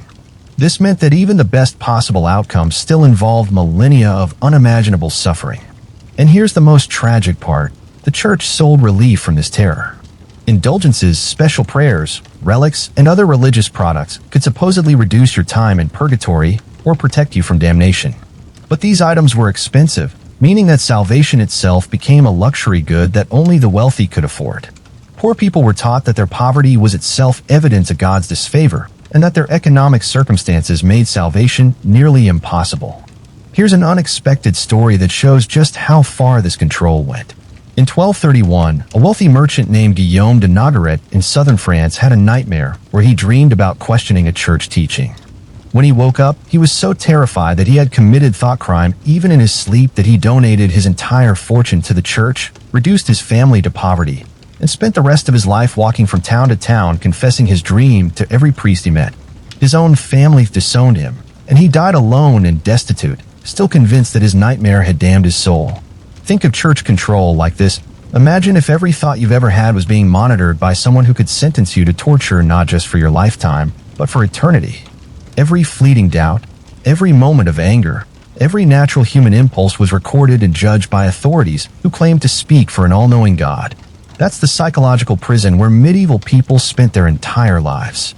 This system of religious terror was so effective that it shaped every aspect of medieval culture. Art, literature, music, architecture, law, politics, family relationships, and personal psychology were all distorted by this constant, overwhelming fear of eternal punishment. The church had successfully created a society where people were more afraid of invisible, supernatural consequences than they were of very real physical dangers like war, disease, and starvation.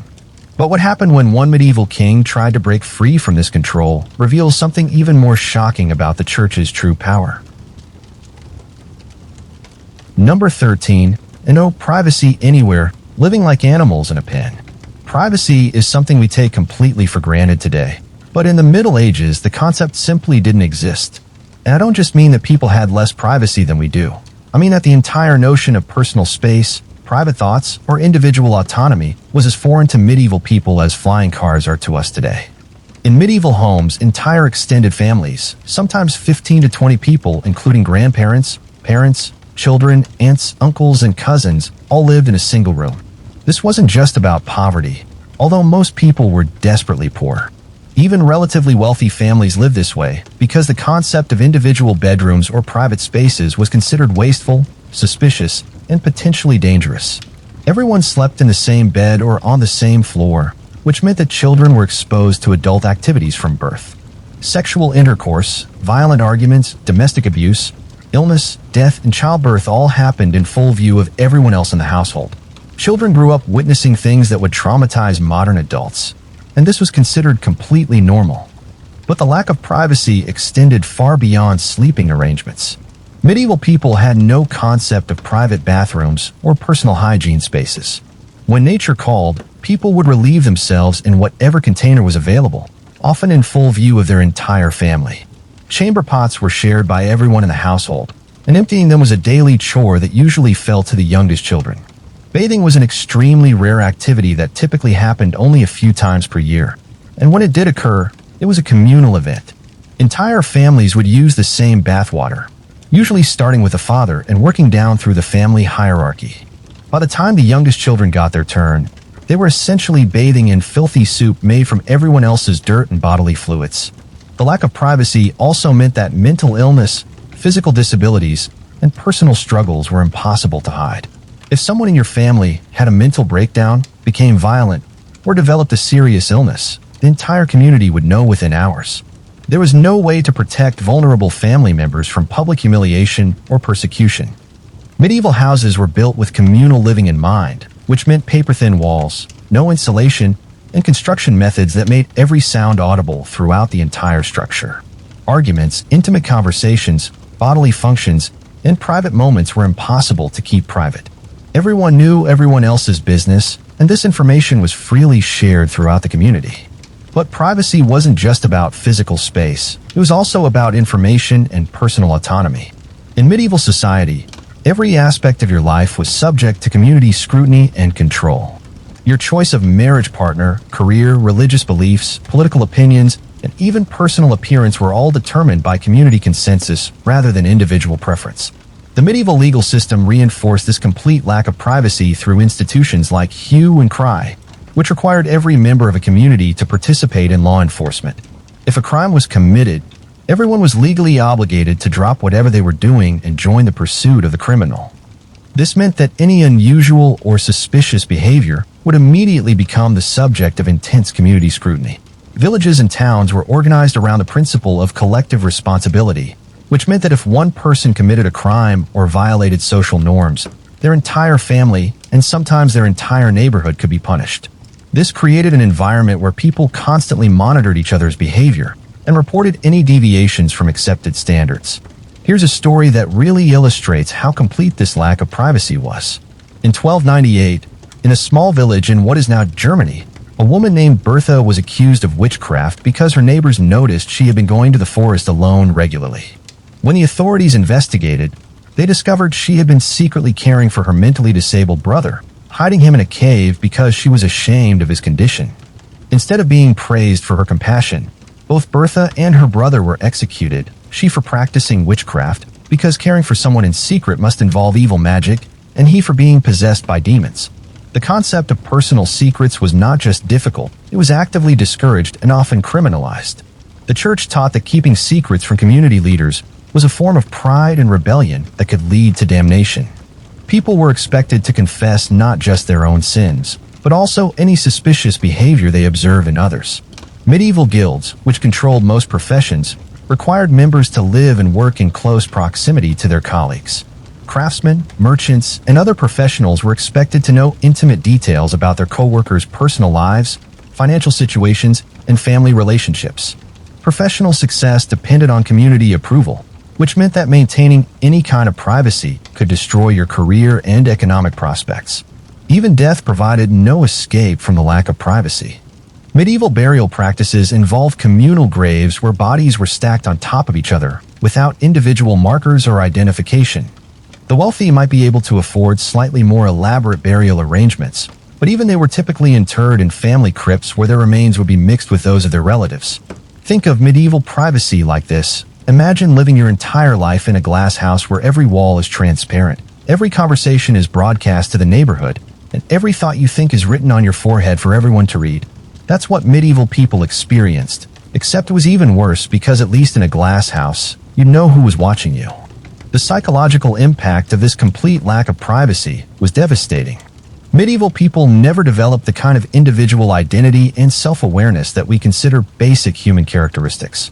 They lived their entire lives as part of a collective entity, unable to form private thoughts, personal relationships, or individual goals that weren't subject to community approval and control. This lack of privacy also made medieval people extremely vulnerable to manipulation and abuse. Without any personal space or private relationships, they had no refuge from toxic family dynamics, abusive authority figures, or oppressive social systems. The modern concept of emotional safety or psychological boundaries was completely unknown.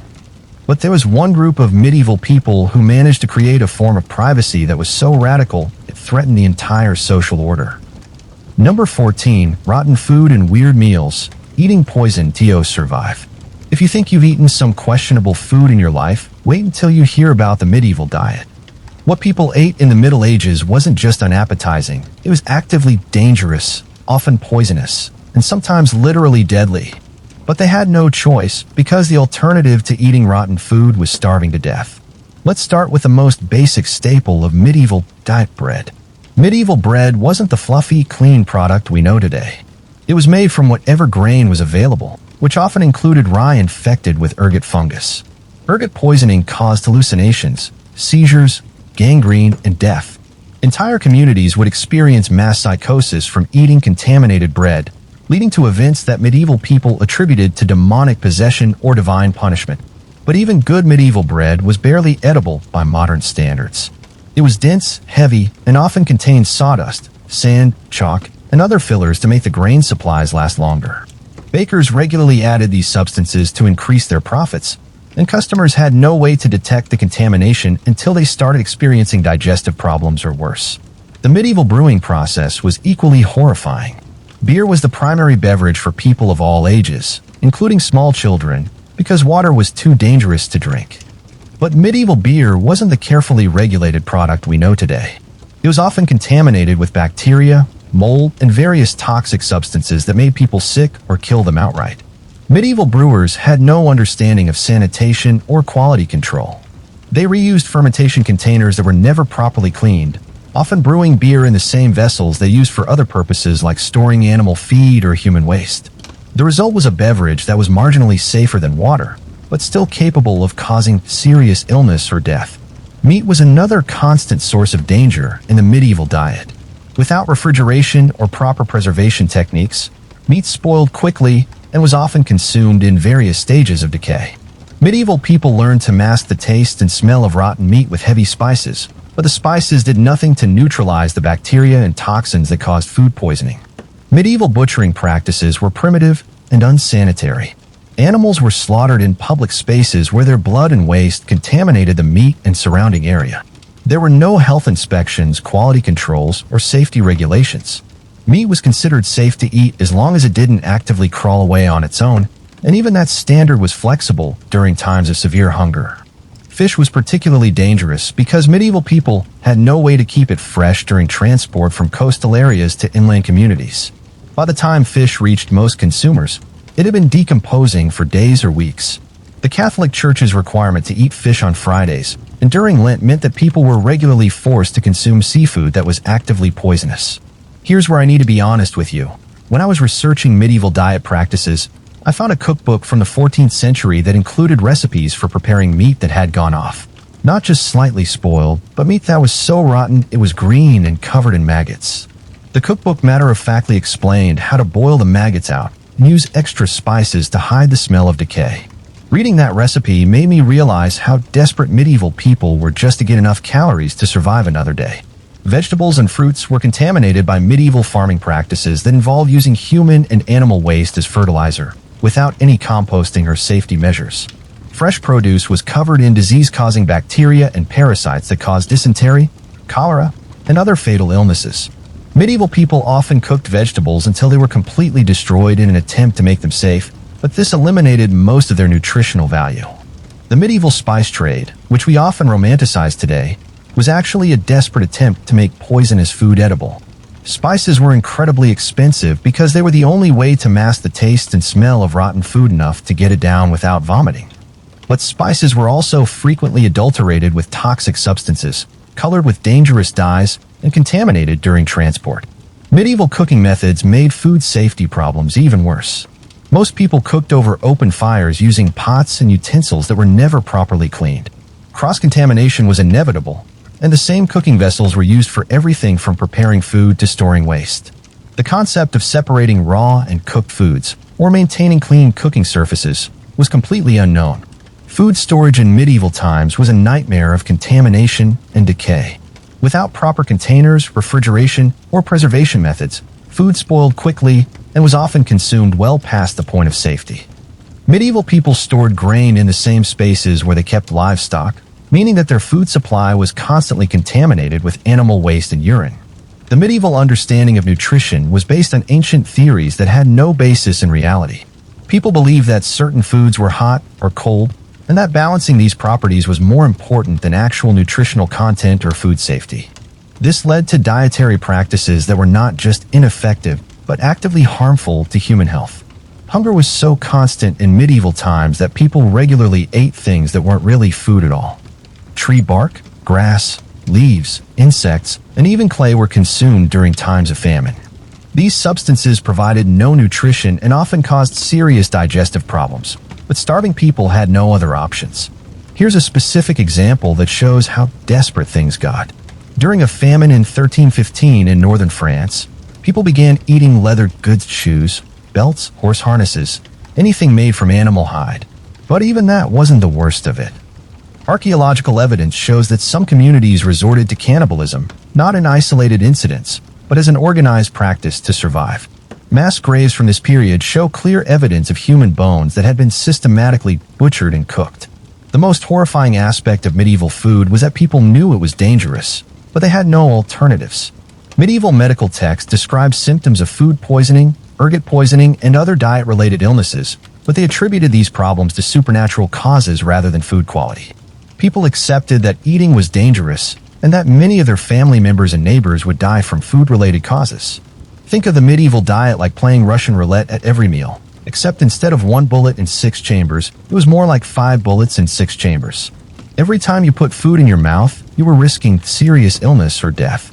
And unlike Russian roulette, you couldn't choose not to play, because not eating meant certain death from starvation. Medieval banquets and feasts, which we often imagine as luxurious events, were actually endurance contests where wealthy people competed to see who could consume the largest quantities of questionable food without dying. These events often lasted for days and resulted in serious illness or death for many participants. But wait until you hear about what one medieval king served at his wedding feast that killed half his wedding guests. Number 15. Constant war and raids, living under the shadow of violent death. Peace in the medieval world wasn't just rare, it was practically non-existent. Modern people have trouble understanding just how violent and unstable medieval life really was. Wars, raids, invasions, and random acts of violence were so common that entire communities lived in a constant state of terror, never knowing if they would survive to see another sunrise. Medieval warfare wasn't the romanticized, honor-bound combat that movies show us. It was brutal, chaotic, and deliberately designed to terrorize civilian populations. Knights and warriors didn't just fight other soldiers. They specifically targeted women, children, elderly people, and anyone else who couldn't defend themselves, because attacking helpless people was an effective way to demoralize enemy communities and force them to surrender. The medieval strategy known as chevauchée involved armies deliberately destroying everything in their path. Soldiers would burn crops, kill livestock, poison water supplies, and destroy homes, mills, and churches. The goal wasn't just military victory. It was to make the land uninhabitable so that enemy populations would starve or flee. Entire regions would be rendered lifeless wastelands that couldn't support human habitation for years or decades after an army passed through. But formal wars were actually less terrifying than the constant threat of random raids and attacks. Medieval Europe was filled with armed bands of mercenaries, brigands, desperate peasants, and unemployed soldiers who survived by attacking anyone they encountered. These groups didn't follow any rules of warfare or codes of honor. They simply took whatever they wanted and killed anyone who resisted. Medieval castles and fortified cities existed because the countryside was completely unsafe. People couldn't travel more than a few miles from their homes without risking robbery, rape, kidnapping, or murder. Merchants, pilgrims, and other travelers moved in large, heavily armed groups and still frequently disappeared without a trace. The roads were littered with the bodies of people who had taken the risk of traveling alone or in small groups. Villages were particularly vulnerable because they had no defenses against armed attacks. A small group of raiders could completely destroy a farming community in a matter of hours, killing or enslaving everyone they found and taking everything of value. Medieval records show that some villages were attacked and rebuilt multiple times within a single generation, with completely different populations each time because the previous inhabitants had all been killed or driven away. The psychological impact of this constant violence was devastating. Medieval people lived with the knowledge that they could be killed at any moment for no reason other than being in the wrong place at the wrong time. Parents knew that their children might not survive to adulthood, not because of disease or accident, but because armed strangers could appear at any moment and slaughter their entire families. Let me share a story that really drove home to me how random and terrifying medieval violence was. In 1347, a merchant named Johann was traveling with his family from one town to another, a journey that should have taken 2 days. They were attacked by bandits on the first day. Johann's wife and oldest son were killed immediately. His youngest daughter was taken as a slave. Johann himself was left for dead with severe injuries. He crawled to the nearest village, which took him 3 days. When he finally got help and returned to search for his family, he found that wild animals had scattered their remains. His daughter was never seen again. The most heartbreaking part: this story only exists because Johann wrote it down as a warning to other travelers, and similar accounts appear in medieval records thousands of times. Medieval legal systems were completely inadequate to deal with this level of violence. There were no police forces, no systematic investigations, and no reliable ways to catch or punish criminals. Most violent crimes went completely unpunished, which encouraged more violence and created a cycle of revenge killings that could continue for generations. The medieval concept of justice was based on personal revenge rather than systematic law enforcement. If someone killed your family member, you were expected to kill them or one of their relatives in return. This system of blood feuds meant that violence constantly escalated, with entire clans and communities becoming locked in cycles of mutual extermination that could last for centuries. Medieval armies were particularly dangerous to civilian populations because they had no reliable supply systems. Soldiers were expected to live off the land, which meant stealing food, animals, and other resources from local communities. An approaching army was often just as dangerous to friendly populations as to enemy ones, because hungry soldiers would take whatever they needed regardless of political allegiances. The medieval practice of right of conquest meant that any territory taken by force automatically belonged to the conqueror, along with everyone and everything in it. Entire populations could find themselves enslaved overnight when their region was captured by enemy forces. People had no legal rights or protections that couldn't be erased by military defeat. Medieval siege warfare was designed to be as cruel and destructive as possible. Besieging armies would surround cities and starve the inhabitants into submission, often taking months or years to break their resistance. During these sieges, people trapped inside the walls would resort to cannibalism, and those who tried to escape were often tortured to death in full view of the city walls to demoralize the defenders. The random nature of medieval violence made it impossible to feel safe anywhere. Churches, monasteries, and other supposedly sacred spaces were regularly attacked and destroyed.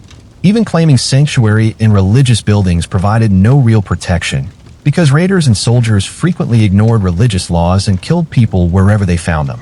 Medieval children grew up surrounded by constant violence and learned to accept it as a normal part of life. They witnessed public executions, torture, and other brutal punishments as regular entertainment. Many children were orphaned by violence and forced to survive on their own in a world where anyone could kill them without consequences. The economic impact of constant warfare meant that medieval communities could never develop stable prosperity or long-term planning. Any wealth or resources they accumulated could be stolen or destroyed at any moment, which discouraged investment, innovation, or improvement. This created a vicious cycle where poverty and desperation drove more people to violence, making the overall situation even worse. Think of medieval life like living in a war zone where the war never ends and there are no rules about who can be targeted or what methods are acceptable. Except it was worse than that, because at least in modern war zones, there are usually some safe areas, neutral zones, or international laws that provide some protection. In medieval Europe, there were no safe zones, no neutral territories, and no laws that couldn't be ignored by anyone with enough weapons. Medieval women faced additional dangers because they were often targeted for sexual violence during raids and conflicts. The medieval legal system provided no protection for rape victims and often treated sexual assault as a property crime against the woman's father or husband rather than an offense against the woman herself. Women who survived sexual attacks often found themselves rejected by their own families and communities. But there's one particular battle that shows just how far medieval violence could go, and what happened afterwards will shock you even more. Number 16. Marriage at 12. Childhood destroyed by forced adult responsibilities. One of the most disturbing aspects of medieval life was how childhood simply didn't exist as we understand it today. Children were considered miniature adults who were expected to take on full adult responsibilities as soon as they were physically capable. This meant that girls as young as 12, and sometimes even younger, were married off to adult men and expected to begin producing children immediately. Medieval marriage wasn't about love, compatibility, or personal choice. It was a business transaction designed to transfer property, create political alliances, or settle debts. Children had absolutely no say in who they would marry, when the marriage would take place, or what their married life would be like. They were literally sold like livestock to whoever offered the best price or most advantageous terms. Girls who were married at 12 or 13 were immediately expected to perform all the duties of an adult wife, including managing a household, supervising servants, and most traumatically, having sexual relationships with their much older husbands. These weren't ceremonial marriages that would be consummated later. They were fully functional marriages that included all adult responsibilities from day one. The physical and psychological trauma of forcing children into adult sexual relationships cannot be overstated. Medieval girls were not given any education about sex, reproduction, or their own bodies. They were simply handed over to strange men and expected to submit to whatever was demanded of them. The medieval church actually encouraged this practice, teaching that early marriage would prevent sin and that children should be broken into married life as quickly as possible. Medieval pregnancy and childbirth were extremely dangerous under the best circumstances, but for girls who were barely past puberty, they were often fatal. The female body isn't designed to carry and deliver babies at such a young age, and medieval medicine had no understanding of the complications that could arise. Young wives regularly died in childbirth, often along with their babies, and this was considered a normal and acceptable outcome. Boys weren't spared from forced early adulthood either. They were typically betrothed in childhood and expected to begin working in adult occupations as soon as they were physically capable. Many boys were sent away from their families at age 7 or 8 to begin apprenticeships or serve as pages in noble households, where they were subjected to harsh treatment and often physical and sexual abuse. The medieval concept of childhood development was completely wrong. Medieval people believed that children were born as fully formed moral agents who were simply smaller versions of adults. They didn't understand that children need time to develop emotionally, intellectually, and physically before they can handle adult responsibilities. This led to unrealistic expectations and traumatic experiences that damaged entire generations. Medieval parents often had little emotional attachment to their children because child mortality rates were so high. It was common for families to lose half or more of their children before adulthood, so parents protected themselves emotionally by not forming strong bonds with their offspring.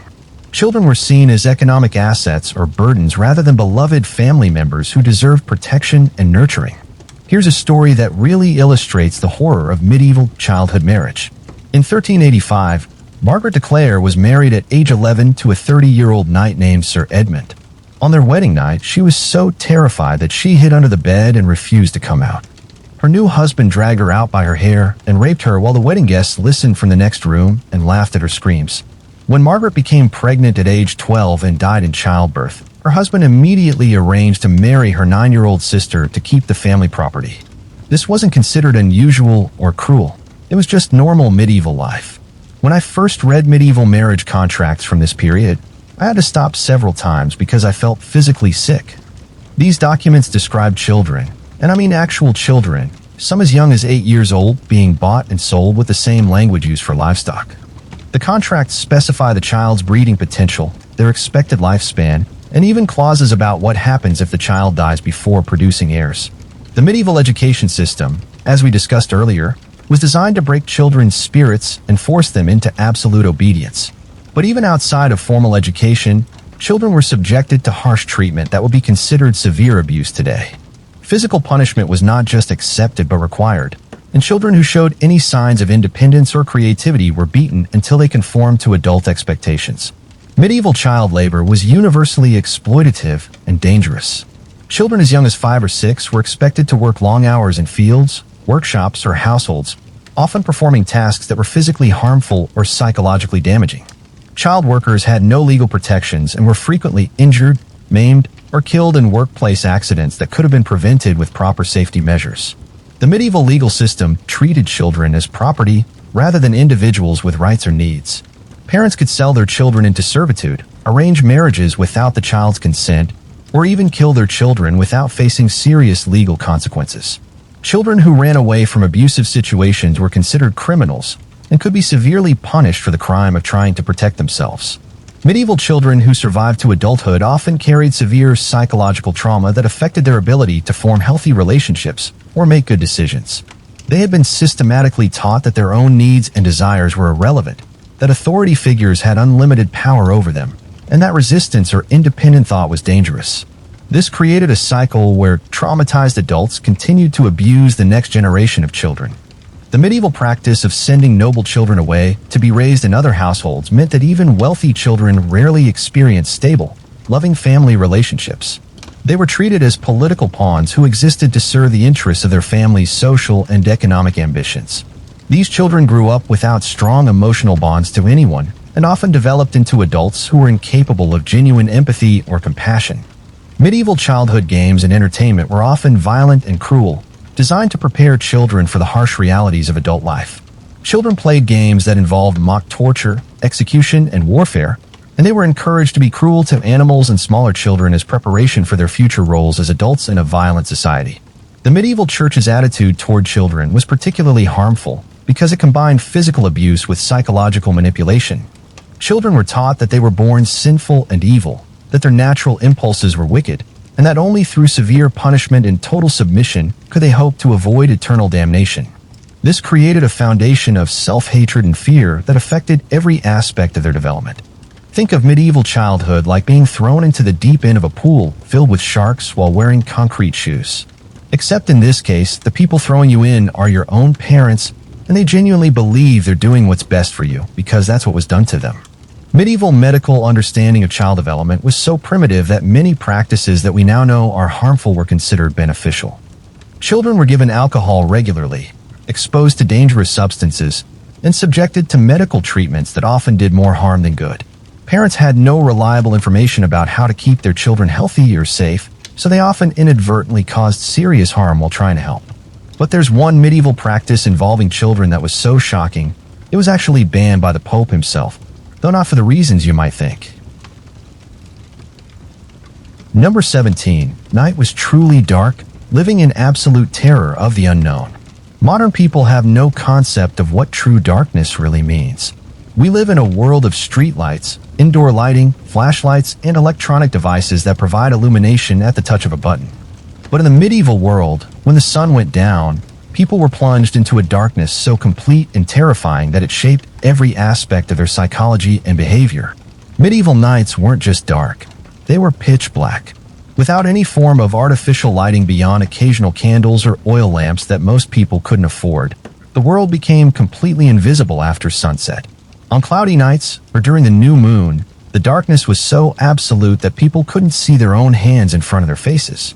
This wasn't just inconvenient, it was psychologically devastating. The sounds of medieval nights were truly horrifying.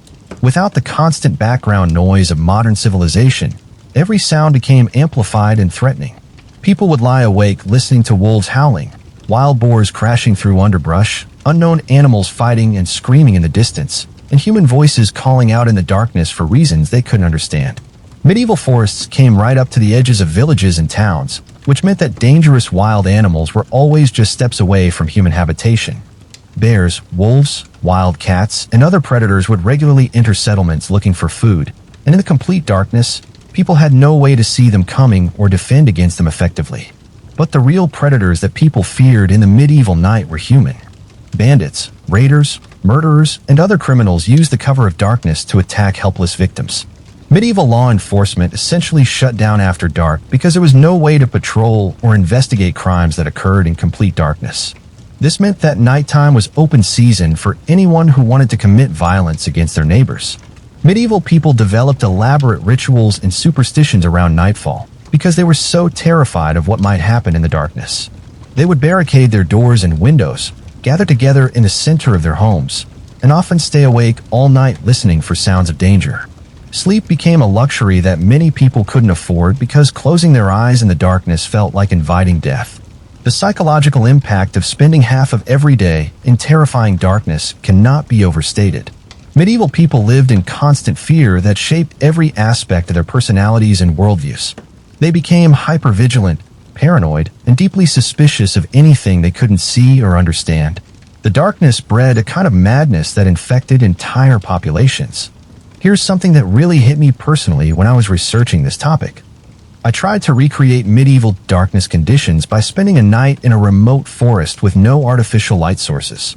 Even with my modern knowledge that I was relatively safe, that there were no large predators in the area, and that I could use my phone for light in an emergency, I barely lasted 3 hours before I was completely terrified. The absolute darkness plays tricks on your mind that are impossible to describe. You start hearing things that aren't there, seeing shapes in the blackness that move and seem to watch you. Now imagine living like that every single night for your entire life, with real predators and real dangers all around you. Medieval navigation after dark was virtually impossible. People who were caught outside after sunset often became lost even in familiar areas and wandered in circles until they died of exposure or fell into rivers, wells, or other hazards they couldn't see. Medieval records show that people regularly disappeared during nighttime travel, and their bodies were never found. The complete darkness also created perfect conditions for all kinds of accidents and injuries. People would fall down stairs, walk into walls, trip over objects, or injure themselves on tools and furniture they couldn't see. Medieval homes were filled with dangerous objects like sharp farming implements, hot cooking fires, and unstable structures that became death traps in the darkness. Medieval heating systems were primitive and dangerous, but people had to choose between freezing to death and risking fires that could burn down their entire communities.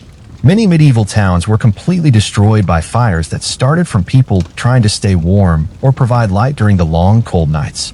The fear of fire was almost as intense as the fear of darkness itself. The darkness also provided cover for domestic abuse, rape, and other crimes that occurred within families and communities. Medieval people had no privacy during the day, but the darkness created opportunities for violence and exploitation that went undetected and unpunished. Women and children were particularly vulnerable during the long hours of complete darkness. Medieval people attributed supernatural powers to the darkness itself. They believed that evil spirits, demons, and other malevolent entities became more powerful after sunset, and that the darkness was literally alive with hostile forces trying to harm them. These beliefs weren't just superstitions, they were rational responses to living in conditions where the darkness really was full of deadly threats. Think of medieval darkness like being trapped in a sensory deprivation chamber filled with invisible dangers that could kill you at any moment. Your hearing becomes hyperacute, picking up every tiny sound and interpreting it as a potential threat. Your imagination runs wild, creating monsters and enemies in every shadow. Your stress levels remain elevated for hours at a time, every single night for your entire life. The seasonal variations in daylight made medieval winters especially hellish. In Northern Europe, winter days might only last 6 or 7 hours, meaning that people lived in darkness for 18 hours every day for months at a time. The psychological impact of this extended darkness led to widespread depression, violence, and mental illness that medieval people couldn't understand or treat. Medieval work schedules were completely dictated by available light. People woke up at sunrise and went to bed shortly after sunset because there was no practical way to remain productive in the darkness. This meant that their entire lives revolved around the sun, and any disruption to natural light patterns could destroy their ability to survive. The medieval church used people's fear of darkness as a tool of control. Religious services often took place by candlelight, creating an atmosphere of mystery and supernatural power that made people more susceptible to religious manipulation. The church taught that darkness was literally the realm of Satan, and that only faith and obedience could protect people from the evil that surrounded them every night. But wait until you hear about the one night in medieval history when the darkness became so terrifying that an entire city went completely insane. Number 18. Diseases with no cure, watching your body destroy itself. In the medieval world, getting sick wasn't just uncomfortable or inconvenient. It was often a slow, agonizing death sentence that you had to endure while watching your body destroy itself piece by piece. Medieval medicine was not just ineffective, it was often actively harmful, turning minor problems into life-threatening disasters through treatments that were basically torture disguised as healing. Medieval people lived in constant terror of disease because they had no understanding of what caused illness or how to prevent it. They believed that sickness was caused by bad air, supernatural curses, or divine punishment for sins. This meant that when someone got sick, they often blamed themselves or their families for moral failures, adding psychological torment to their physical suffering. Let's start with one of the most feared medieval diseases, leprosy. Medieval lepers didn't just suffer from the disease itself, which slowly destroyed their nerve endings, skin, and extremities. They were also legally declared dead while still alive, forced to wear special clothing that marked them as diseased, and required to ring bells wherever they went to warn healthy people to stay away. Lepers were forbidden from entering towns, churches, or public spaces, and had to survive by begging from a distance while their bodies slowly rotted away. But even common illnesses that we barely think about today were often fatal in medieval times. A simple cut or scrape could lead to infection and death within days.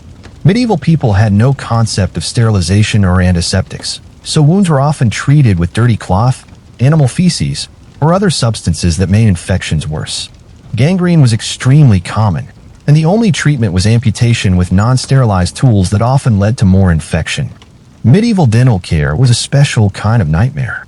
People regularly died from tooth infections that spread to their brains or bloodstream. Dental procedures involved pulling teeth with crude metal tools while the patient was fully conscious, often breaking jaws or causing other injuries in the process. Many people simply lived with excruciating tooth pain for years because the cure was often worse than the disease. The Black Death, which killed an estimated 75 to 200 million people in Europe during the 14th century, shows just how helpless medieval people were against disease. When the plague arrived, entire families would die within days, their bodies covered in black boils and bleeding from every orifice. Medieval doctors had no idea what caused the disease or how to treat it, so they recommended bloodletting, prayer, and various folk remedies that did nothing to help and often made the suffering worse. Here's a personal account that really shows the horror of medieval disease. I found a diary written by a medieval monk during a plague outbreak in 1348. He describes watching his fellow monks die one by one, their bodies swelling with painful buboes, blood pouring from their eyes and mouths, and their skin turning black with necrosis. The most heartbreaking part is how he writes about trying to comfort the dying men while knowing that he would probably be next. He writes, "We pray for God's mercy, but God has turned his face from us, and we die like animals in a field." This monk did survive, but he lost his faith entirely and spent the rest of his life convinced that God either didn't exist or actively hated humanity. Medieval surgical procedures were basically legalized torture sessions. Surgery was performed without anesthesia, antiseptics, or proper tools. Patients were held down while conscious as surgeons cut into their bodies with dirty knives and saws. Many people died from shock, blood loss, or infections caused by the surgical procedures themselves. The survival rate for major surgery was so low that it was often considered a form of execution. Mental illness in medieval times was completely misunderstood and brutally treated. People with depression, anxiety, schizophrenia, or other mental health conditions were believed to be possessed by demons or cursed by God. Treatment involved exorcisms, beatings, starvation, and confinement in horrible conditions. Many mentally ill people were chained up in dungeons or monasteries where they were forgotten and left to die. Medieval obstetrics was particularly horrifying. Childbirth was one of the leading causes of death for medieval women, and the medical interventions available often made things worse. Midwives had no understanding of anatomy or hygiene, so complications during delivery usually resulted in the death of both mother and child. Medieval cesarean sections were only performed on dead or dying women to try to save the baby, and the mother always died. Childhood diseases that we now prevent with simple vaccines were major killers in medieval times. Measles, mumps, whooping cough, and other illnesses regularly swept through communities, killing children by the hundreds. Parents lived in constant fear that their children would be struck down by diseases they couldn't prevent, understand, or treat. Medieval treatments were often based on the theory of humors, the belief that illness was caused by imbalances of blood, phlegm, yellow bile, and black bile in the body. This led to treatments like bloodletting, where patients were deliberately weakened by having large amounts of blood drained from their bodies. Other treatments included deliberate poisoning with mercury or other toxic substances, all based on completely wrong medical theories. Think of medieval medicine like going to a hospital where all the doctors are serial killers who think pain and suffering are actually good for you. They'll torture you in the name of healing, using methods that are guaranteed to make you sicker, and they'll charge you money for the privilege of destroying your health. The medieval understanding of contagion was so primitive that sick people were often isolated in ways that made their conditions worse. Plague victims were sometimes sealed alive in their homes and left to die, while healthy family members were trapped inside with them. This practice spread disease rather than containing it, but medieval authorities had no better ideas. Medieval pharmaceutical knowledge was based on folklore, superstition, and ancient texts that contained more fiction than fact. Many medieval medicines were actually poisons that killed patients faster than their original diseases. Other treatments were simply ineffective, giving false hope to desperate people while providing no real relief from their suffering. The psychological impact of living with untreatable disease was devastating. Medieval people watched their loved ones suffer and die from conditions that modern medicine can cure easily. They lived in constant fear that they or their families would be struck down by illnesses that would bring weeks or months of agony before death finally provided relief. But there's one medieval medical practice that was so horrifying, even other medieval doctors thought it went too far.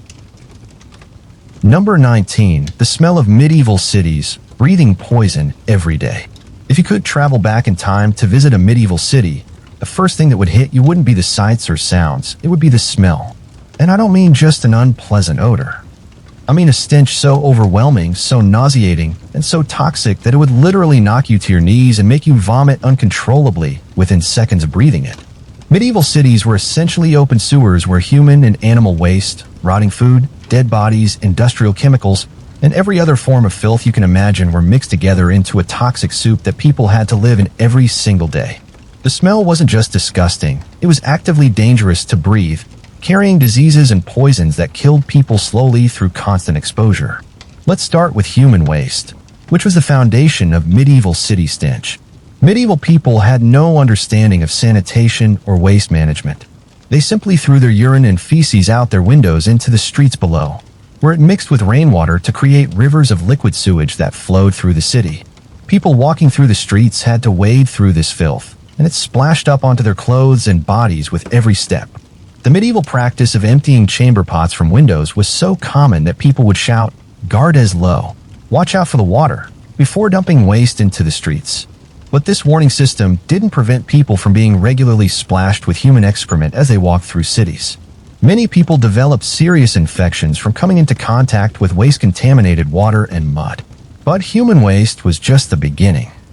Medieval cities were filled with animals, horses, pigs, chickens, goats, and cattle that lived alongside people and produced enormous amounts of waste that was never cleaned up.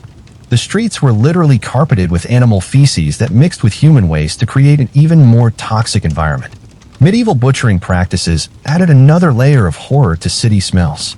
Animals were slaughtered in public spaces, and their blood, guts, and other remains were simply left to rot where they fell. The smell of decomposing meat and organs filled the air, attracting swarms of flies and other insects that spread disease throughout the population. Industrial activities in medieval cities created additional toxic fumes that made the air even more dangerous to breathe. Tanning leather involved soaking animal hides in urine and other chemicals that produced overwhelming odors. Metalworking created smoke and chemical fumes that burned people's lungs and eyes. Brewing and other food processing activities added fermentation odors and organic decay to the mix. Medieval garbage disposal consisted of simply throwing trash into the streets and hoping it would eventually wash away. Food scraps, broken pottery, dead animals, used clothing, and every other form of waste was dumped wherever it was convenient, creating massive piles of rotting garbage that attracted rats, insects, and other disease-carrying pests.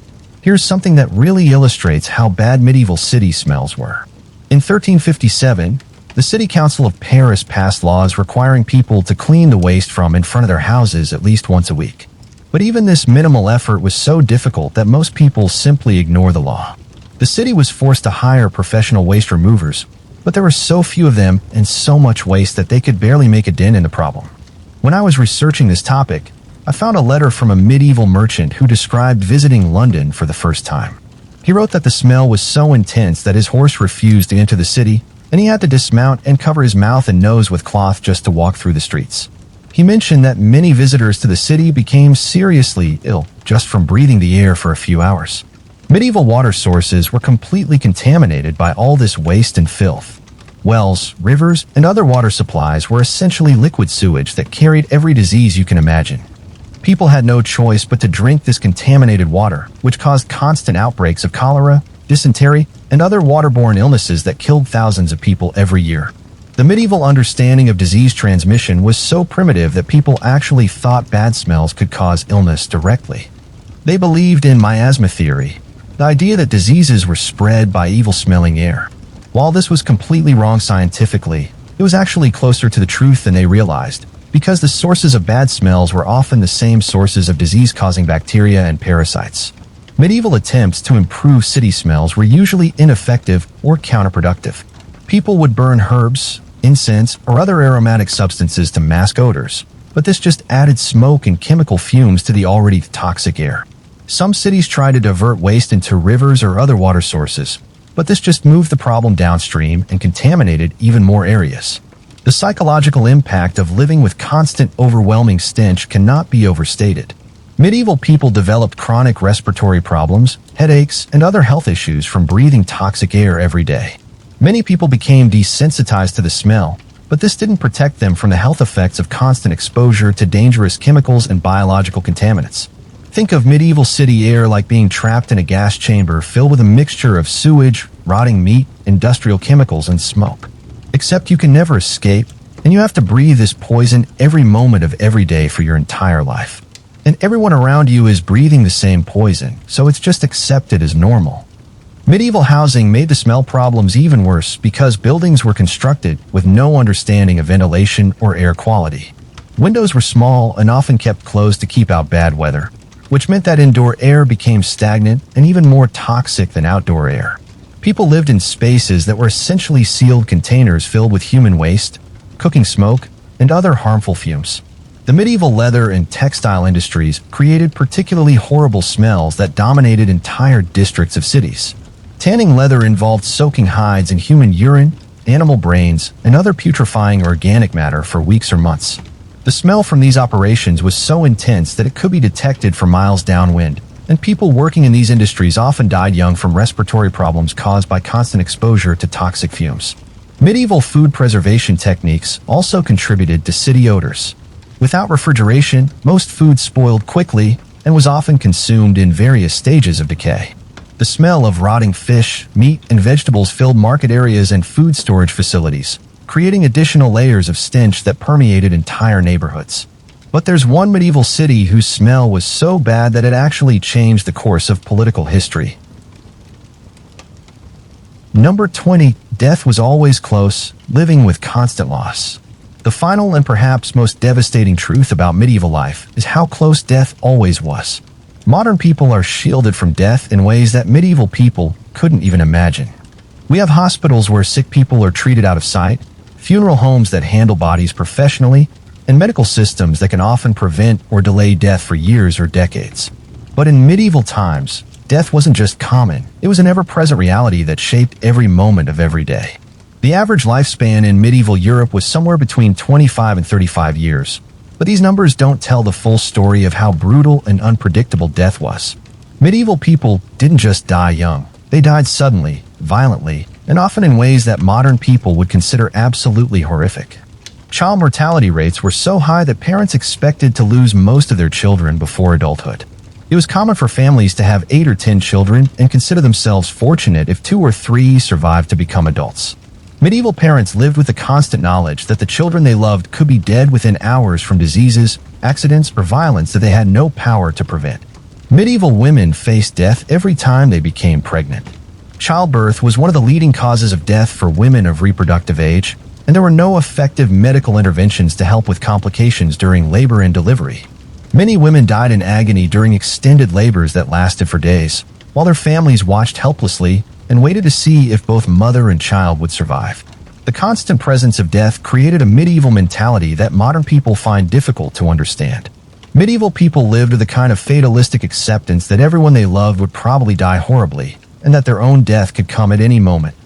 This wasn't pessimism or depression, it was simply realistic based on the conditions they lived in every day. Here's something that really drove home to me how different medieval attitudes toward death were. I found a medieval will written by a 20-year-old woman who was getting married. She wrote detailed instructions for her funeral, distributed her possessions among her relatives, and made arrangements for prayers to be said for her soul after death. This wasn't because she was sick or in danger, it was just normal preparation for adult life, because everyone understood that death could come at any time without warning. Medieval funerals were public events where entire communities gathered to witness death and remind themselves of their own mortality. Bodies were displayed openly, often for days, and mourning rituals were designed to be as dramatic and emotionally intense as possible. Children grew up attending funerals regularly and became accustomed to seeing dead bodies, hearing descriptions of the deceased's final moments, and participating in grief rituals that reinforced the reality of death.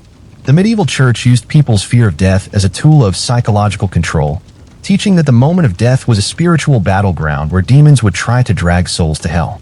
Medieval people were taught to fear not just death itself, but the actual process of dying, believing that their eternal fate could be determined by their final thoughts, words, or actions. Medieval record-keeping shows just how common sudden death was. Parish records from the 14th and 15th centuries list deaths from accidents, violence, disease, and other causes that occurred with shocking frequency. In a typical medieval village of a few hundred people, there might be dozens of deaths every year from causes that modern medicine could easily prevent or treat. The Black Death, which struck Europe in the 14th century, shows how quickly death could destroy entire communities.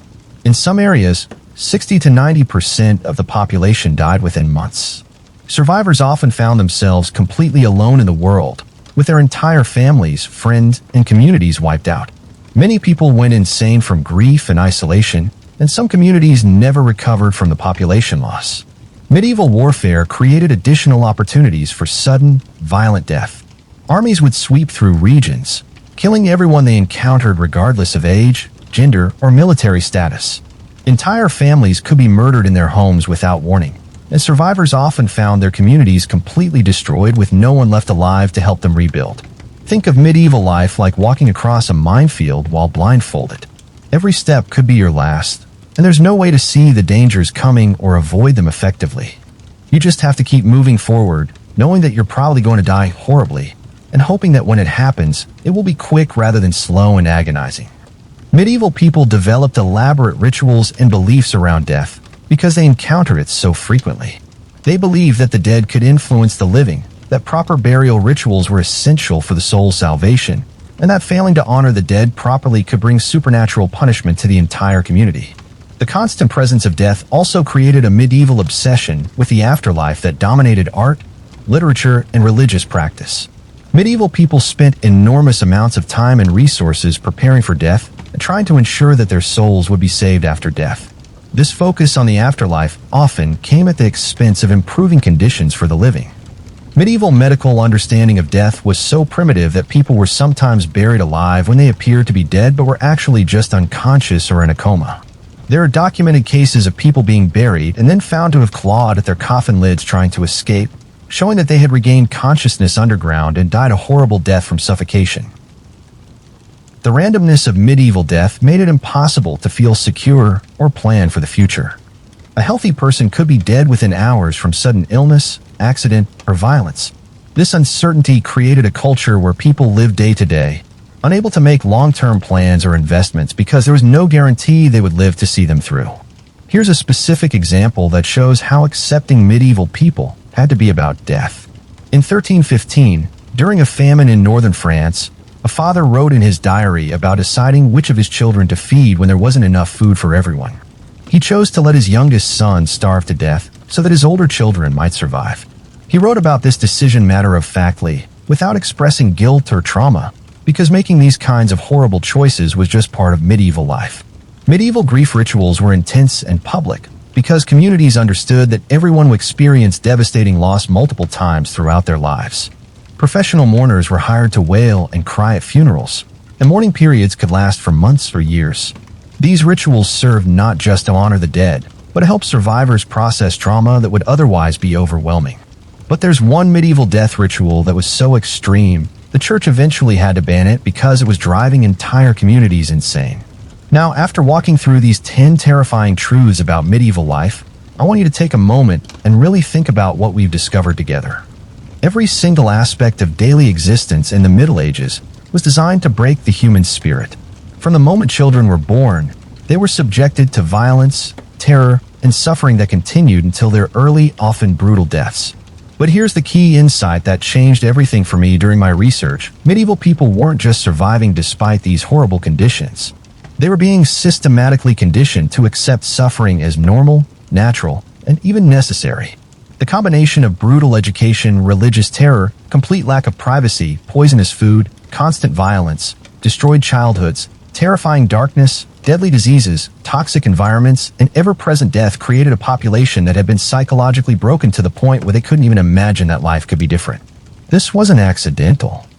The medieval social system, the church, the nobility, the economic structures all benefited from keeping people too traumatized, too terrified, and too desperate to question authority or demand better conditions.